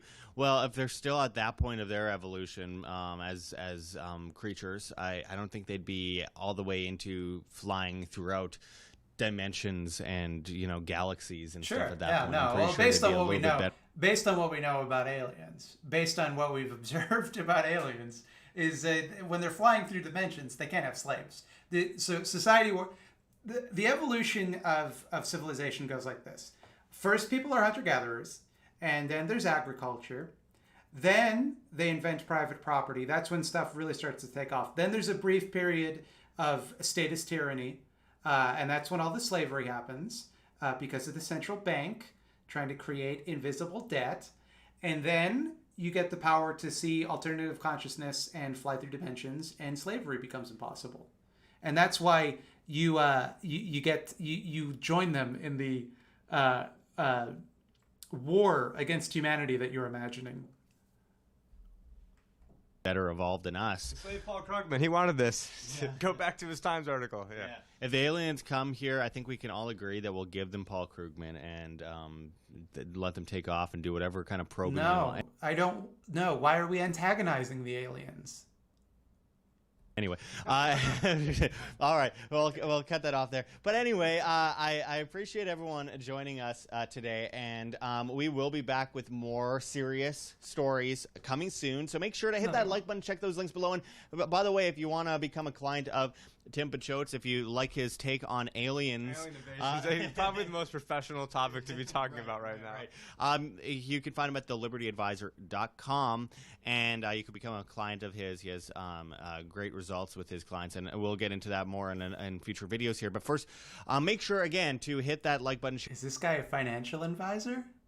The guy that said when aliens land, you better have bitcoins. You better have hedged your bet and have bitcoins for when the aliens land. He's the guy you're going to give your money to and go, hey, you seem like you got a good head on your shoulders. Take this money and make sure it doesn't go anywhere that's bad and I'll lose it. Put it all in Bitcoin, please. A famously safe bet. Share on famously social media, join our non-volatile. newsletter at www.iamband.com. And of course, we are viewer funded, so there's a bunch of links below for you. GoFundMe, Patreon, Subscribestar, as well as join us on Float.app, BitChute, Minds, and Library. We are gone from YouTube by November 5th, only posting trailers after that because there's no point to be abused any longer and be afraid. So they're ahead of plan a little bit of what we might or might not say in a video. This is about free information online, and there is no trade-off to that. It's you're either free or you're a slave. It's one or the other. So anyway, I appreciate you going into this subject with us, Tim. And until next time, this is Josh Jörgensen and Tim Pachote signing out from World Alternative Media. Find the truth, be the change. My friends, it is go time. We are completely demonetized put this at the on end YouTube, of every video. and we depend on the viewer to stay alive. Oh and my spread. God. I wondered this last time, but I didn't want to watch another one of his videos to find out. He puts this this incredible, like with these badass lightning. And See that again. Slave. It's one or the other. And truth. Hold on. We depend on monetized on YouTube. Yeah, it's and badass. We dude. depend. One thing I will say about this, he has a really fun use of stock footage. Like he clearly buys a lot of stock footage to spice up his videos, which I appreciate. Like in the beginning, there's all these alien ships and coming around. I can't seem to find an example. It won't be on YouTube. Hold on. Burger King. Just watch the. For much. Okay, I longer. can't seem to. Obviously, this media operation is 100% viewer funded, so make sure to check those links for ways that you can help. It could be the result of even there to make it a little bit about, really worshiping basically. But with that All right, said, I can't seem to find I do one. believe there's a That's reason fine. these stories are. That's fine, but he did a bunch of like CGI alien ships and stuff. It was fun stuff. Love to see it. I love the sense of whimsy.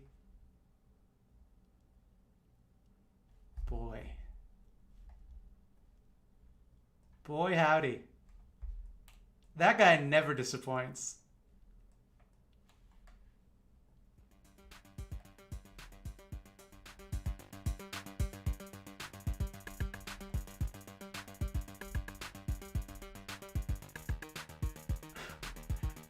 I think that was the height of it when you're right when they said that it's called worshipping because they're alien warships.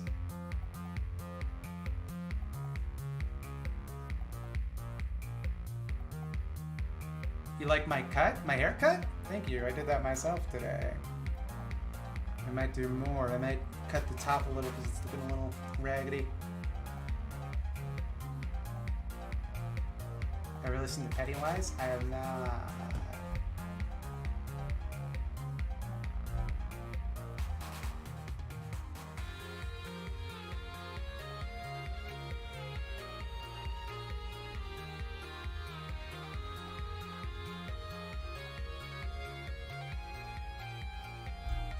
One of the things that the YouTube algorithm values is retention and watch time. So if he has all that stuff appended to the end, that's his demonetization. I think he's literally demonetized. I think that they literally took away his ability to monetize his videos. Probably because he keeps like doing shit like saying that COVID is a hoax, which he said like several times on his channel, which you probably should lose your YouTube monetization if you push that because you're using the platform to get people hurt.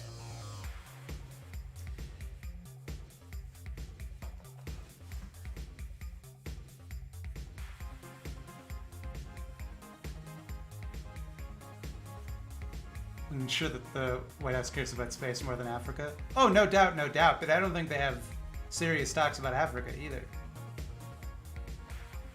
Am I in Parkdale? Why would I tell you what district of Toronto I live in? No, I don't live in Parkdale. But I'm not gonna like let you narrow down what district of Toronto I live in.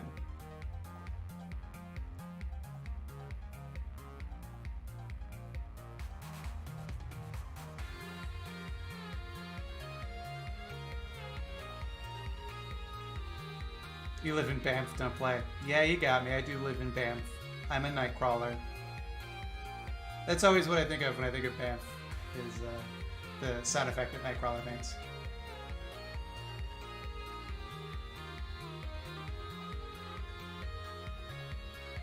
Favorite Stardew Valley character?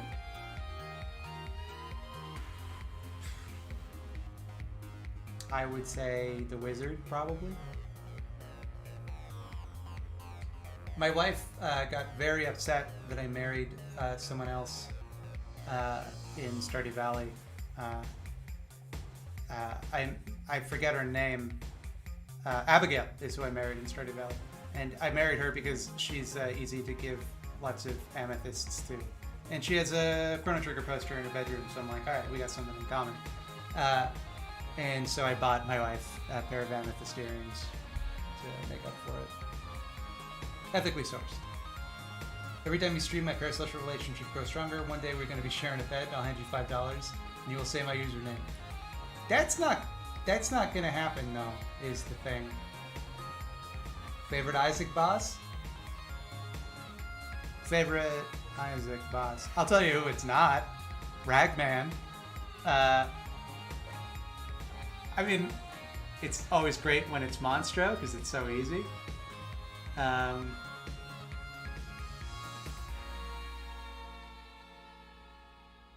Larry Jr.'s kind of fun.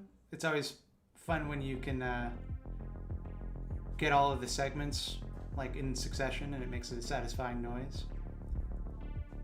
I don't know why I'm only thinking of first floor bosses. Oh, Mega Satan is probably the most fun to fight. Skull-X is very irritating. It's a pretty great haircut, by the way. I'm feeling very validated. Hey, Thought Slime, how do I get my German partner to stop thinking that radical left political ideas are too flawed to consider it legitimate? I would say try expropriating the means of production. That should do it. That ought to do it. Do I play Magic? No. No, I don't. I have no patience for card games or strategy games.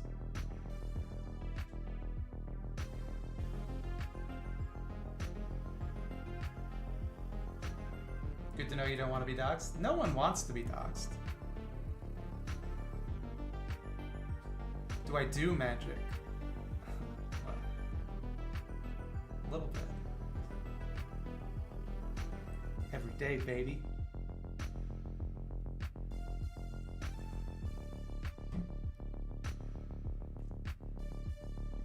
Thanks for covering Fossline. For covering what? The Proud Boys? What did I cover?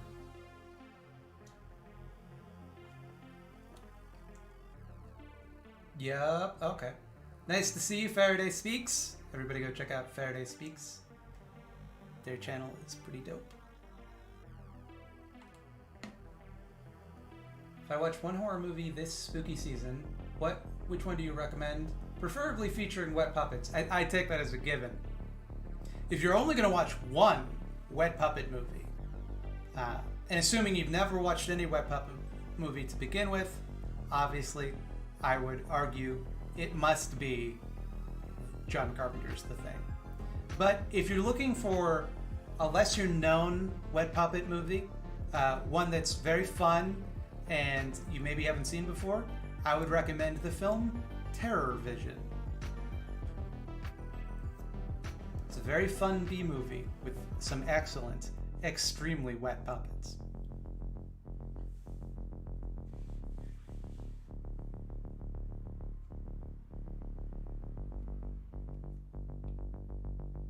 I studied comp sci? No, I did a course in web development. I didn't study computer science. Good to see you're over the e-addiction and don't sweat now. It's because I moved out of my old apartment where I had no central air and also no central heating. So, very excited about not being cold all the time this winter. Do I like Japanese horror, like Meatball Machine, Mutant Teenage Cheerleader, etc.? I haven't seen either of those movies, but I do like Japanese horror. I like all, any horror really. But yeah, like Ring or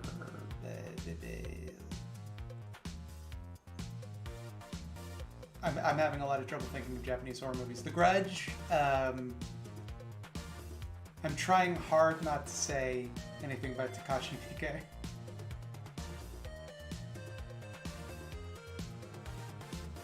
No central heating? What the fuck? Yeah, it was like an attic that the landlords rented out to me. And it was super cheap, so I never complained. And they just gave me a space heater. And like, that's how you'll heat yourself up. It'll be really warm in one room and cold everywhere else. Beyond the Black Rainbow was cool as heck. That's made by the people that made Mandy, right? I've been meaning to watch that. Junji Ito? That's a good pull. I wish I had thought of that. Junji Ito is indeed a good pull. I do like Junji Ito. Haven't read as much as I would like. Have I seen Reanimator? Have you not noticed that I wear a Reanimated t-shirt in about a third of all of my videos? I did recently buy, when I started Scaredy Cats, I bought like 3 or 4 horror t-shirts, and I've been just wearing the same ones. So I did buy just a bunch recently so I could rotate it a bit more. But only a few of them have shipped so far, unfortunately. One of them is a Halloween shirt, and I'm very concerned I'm not going to get it for Halloween. Noticed the shirt, just assumed you were a poser. No way, baby! Big time Reanimator head.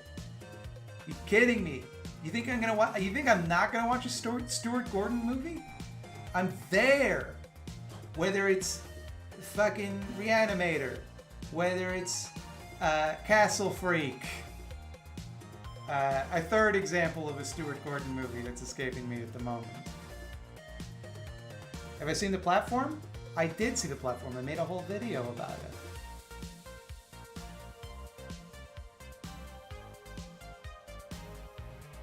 Am I going to make an indie slasher ever? Probably not. I wouldn't know where to start making a movie. Horror movie Rex for wimps? Trying to think something like there's plenty of horror comedies that wouldn't be so bad.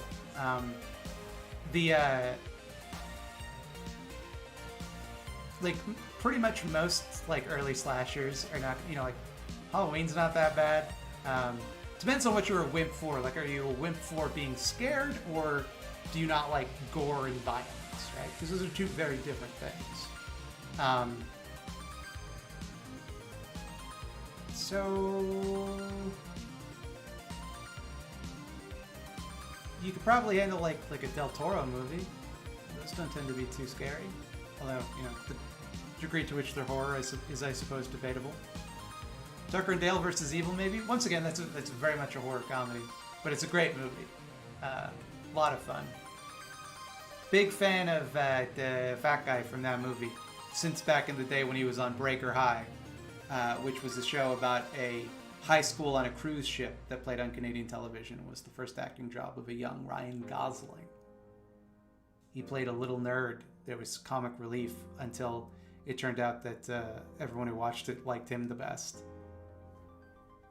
Scream movies, that could work.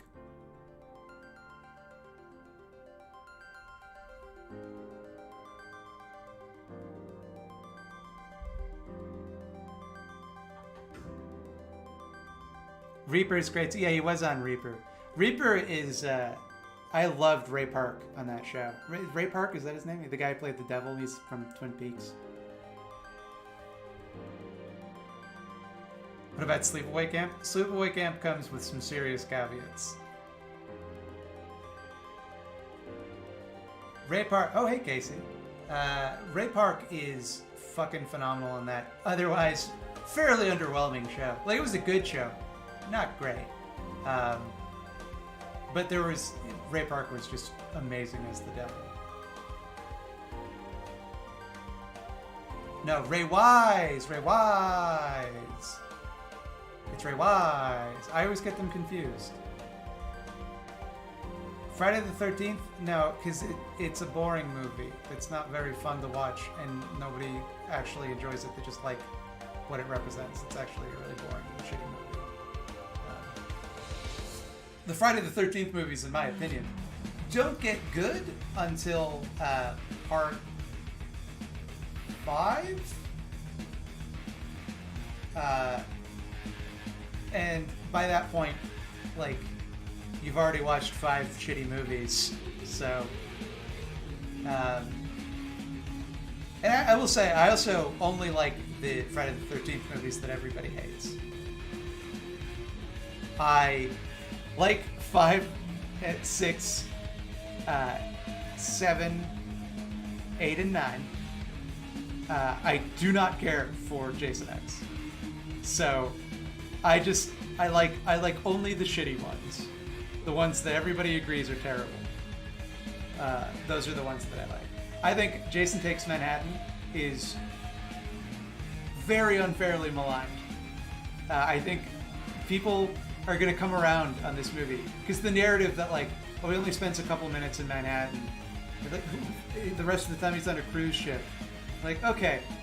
That's still more interesting than any of the other movies. Than most of the other movies, rather. Jason Goes to Hell is a good bad movie. Jason Goes to Hell has like fun performances, fun effects. It's extremely mindless, and it asks you to accept a premise that is so wildly out of step with the rest of the franchise that, like, oh yeah, the whole time he's been a little glowy ball of light that lives inside Jason, and when he dies he can go into another body. Which is like, how come we didn't do that in any other movies where he died?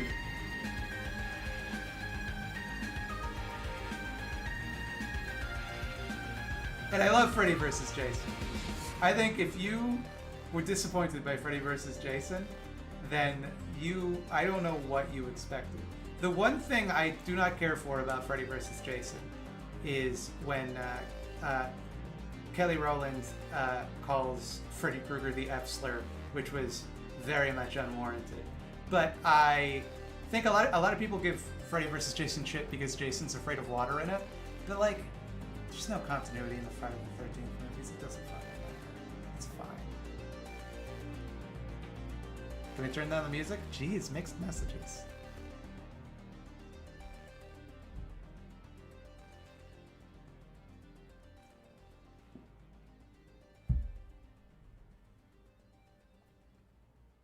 IMDb gives Jason Takes Manhattan 4.6 out of 10 stars. I'm surprised it's that high, to be honest. What's this got to do with the Proud Boys? I talked about the Proud Boys earlier. Don't worry about it. Freddy's better than Jason? Obviously. Have I seen Hereditary? Yeah, Hereditary fucking rules. Hereditary is great. I like it better than Midsommar. I think by consensus, most people seem to prefer Midsommar. I think Hereditary is way better. But I like them both.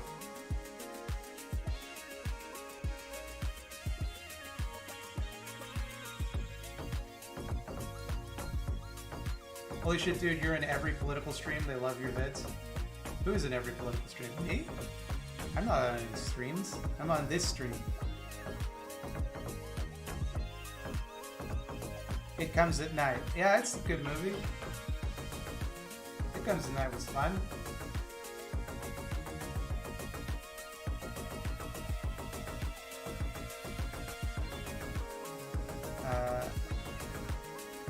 Who would win in a fight between Superman and Goku?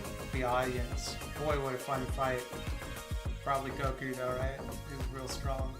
Got big muscles. Now the real question is, could Goku beat One Punch Man? I maintain that, of course, Batman could defeat One Punch Man. A position that I maintain exclusively to annoy people. That's my view.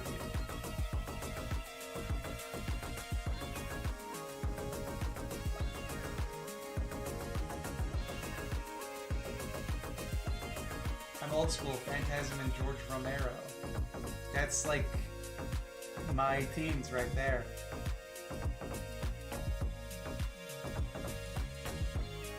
Batman's a cop? No, Saitama is a cop. Again, this is a position that I hold exclusively to annoy.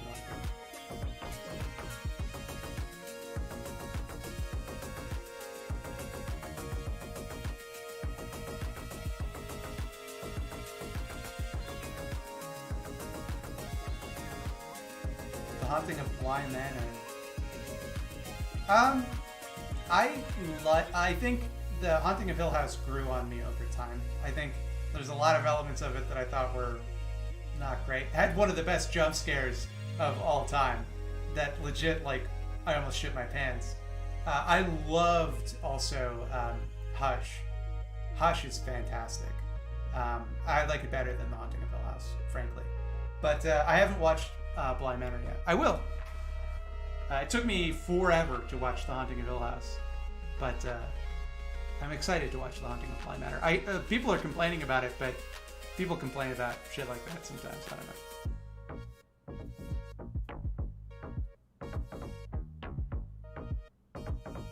My personal favorite slasher is My Bloody Valentine. The original or the remake? I really like the original. I have not seen the remake, My Bloody Valentine 3D. But I love the original. It's great. It's just a bunch of Nova Scotians running around in a mine. Could I turn down the music really? Still?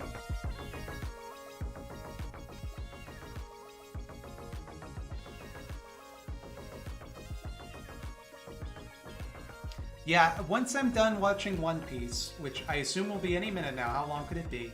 Then I'll get to the Haunting of Bly Manor. Like, I'm over 50 episodes into One Piece, so I'm pretty sure I'm nearing the end. You'll find the One Piece any minute now, right?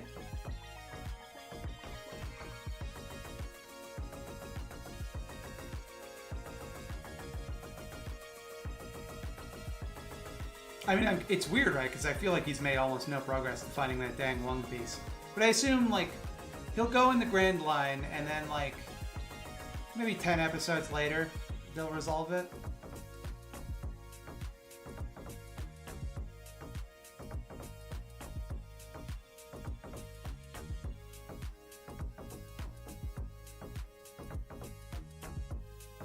Is Thought Slime an anime? No. I'm a real one. Do I consider Videodrome or Dead Ringers spooky or horror? They're horror, and I will not explain the distinction.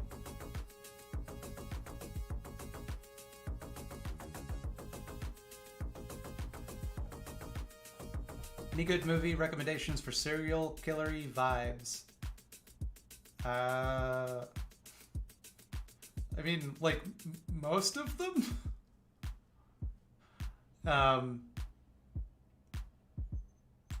Like, any slasher?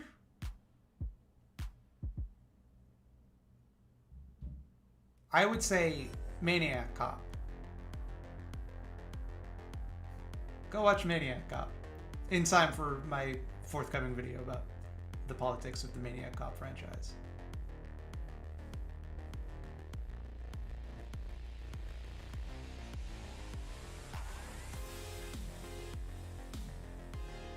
Any good body horror recs? I mean, well, Videodrome just came up. That's one, I guess. But, like, you know, obvious answer out of the way. The Fly. There's, like, Thief to a degree. Although there's some stuff there that might not be for everybody. Maybe give the Wikipedia summary a read before you click into that one. Slither, that's a good example. That's recommendations on how to make friends. Probably coming to the wrong guy, to be honest. I would say, you want to make friends? Get hobbies. That's how adults make friends. Just get into hobbies and then find the people that like those hobbies. I don't like Deep Red. I don't. I did not enjoy it.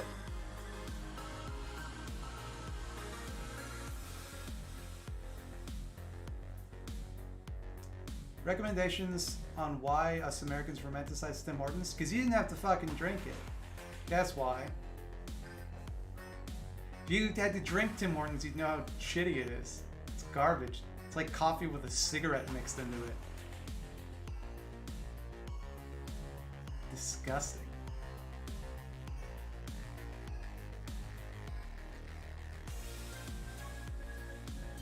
Hellraiser is fun because of the cool practical effects. I found it artsy in a weird way. I would say the first two Hellraiser movies are definitely worth a watch. The second one has a lot of cool stuff in it too. It's not as good as the first, but it's still fun.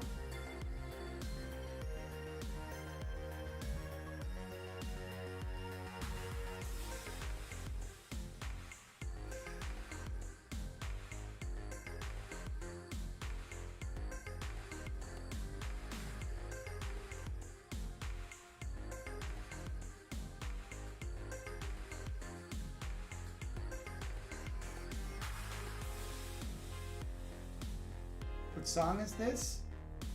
This is Step Back by Aphelion, not related to Step Back history. Would I ever do a Scaredy Cats on Brain Dead, aka Dead Alive? Probably not, because then I'd have to watch Brain Dead again, and I don't think I'd enjoy that. I very much enjoyed that movie when I watched it. I'm in no hurry to revisit it.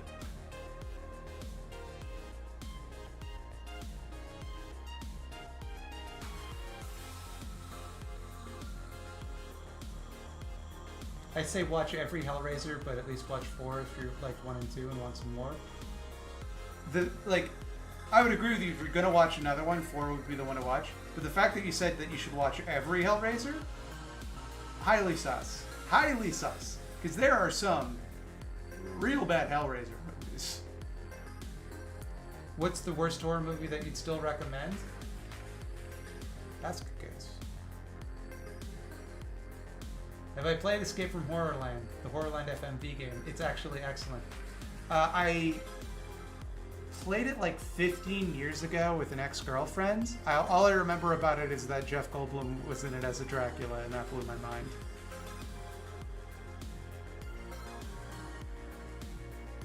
Do I watch Renegade Cut? I do. I love Renegade Cut.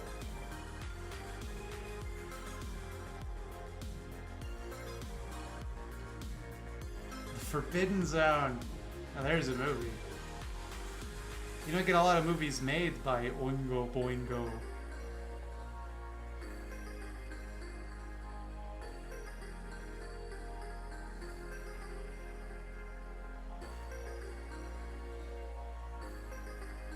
I'm about to watch Reanimator for the first time, but I'm a bit nervous about the sexual assault scene that I was warned about. How bad is it? Will it sour me on the film? I don't think it'll sour you on the film.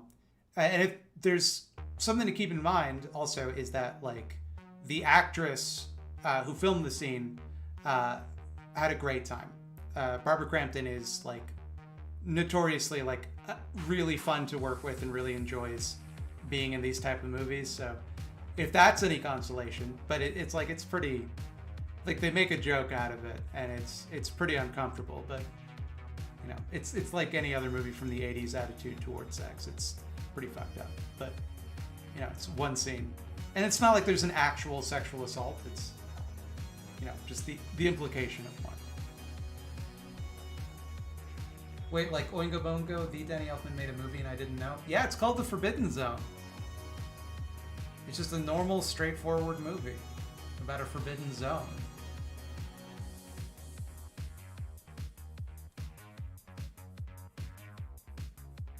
It features a woman who was born of a witch's egg.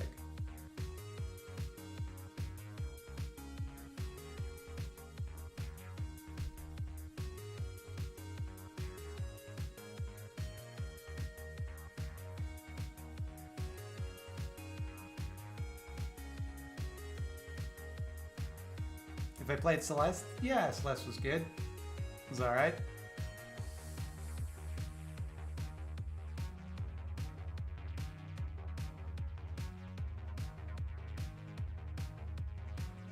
Ever seen any British horror? Yeah, colonialism. No, yeah, there's plenty of good British horror movies. The friggin' Ghost Stories I really liked is one example. And I'm stalling to think of another one. I mean, I guess An American Werewolf in London is technically an American movie. Shaun of the Dead, there you go. Wicker Man. I have not seen The Witches. I didn't care for Attack the Block, but in my defense, the circumstances in which I watched it were bullshit. I watched Tucker and Dale versus Evil with a friend, and I was like, all right, I gotta go. And he's like, nah, man, stay. I gotta show you a part from Attack the Block that's really cool. And I was like, and then we just ended up watching the whole movie, and I was really tired, and I couldn't get home. 28 Days Later. How did I forget 28 Days Later? It's a great movie.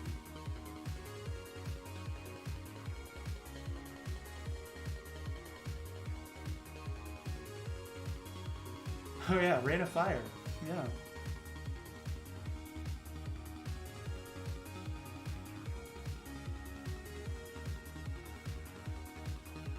Hey Thorpe Slurp, I got into medical school this week, so I'm celebrating by giving you $5 American. Also, do you have any medical horror recommendations? Like, if you're looking for a non-Frankenstein. I mean, Reanimator kind of fits the bill. Splice is very medical horror. I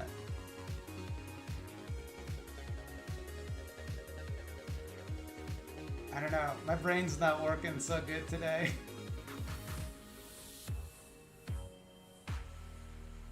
I think I'm gonna have to duck out. I think I'm gonna have to leave. I'm very tired. Let's see who we can raid on twitch.tv, the streaming service. Twitch.tv.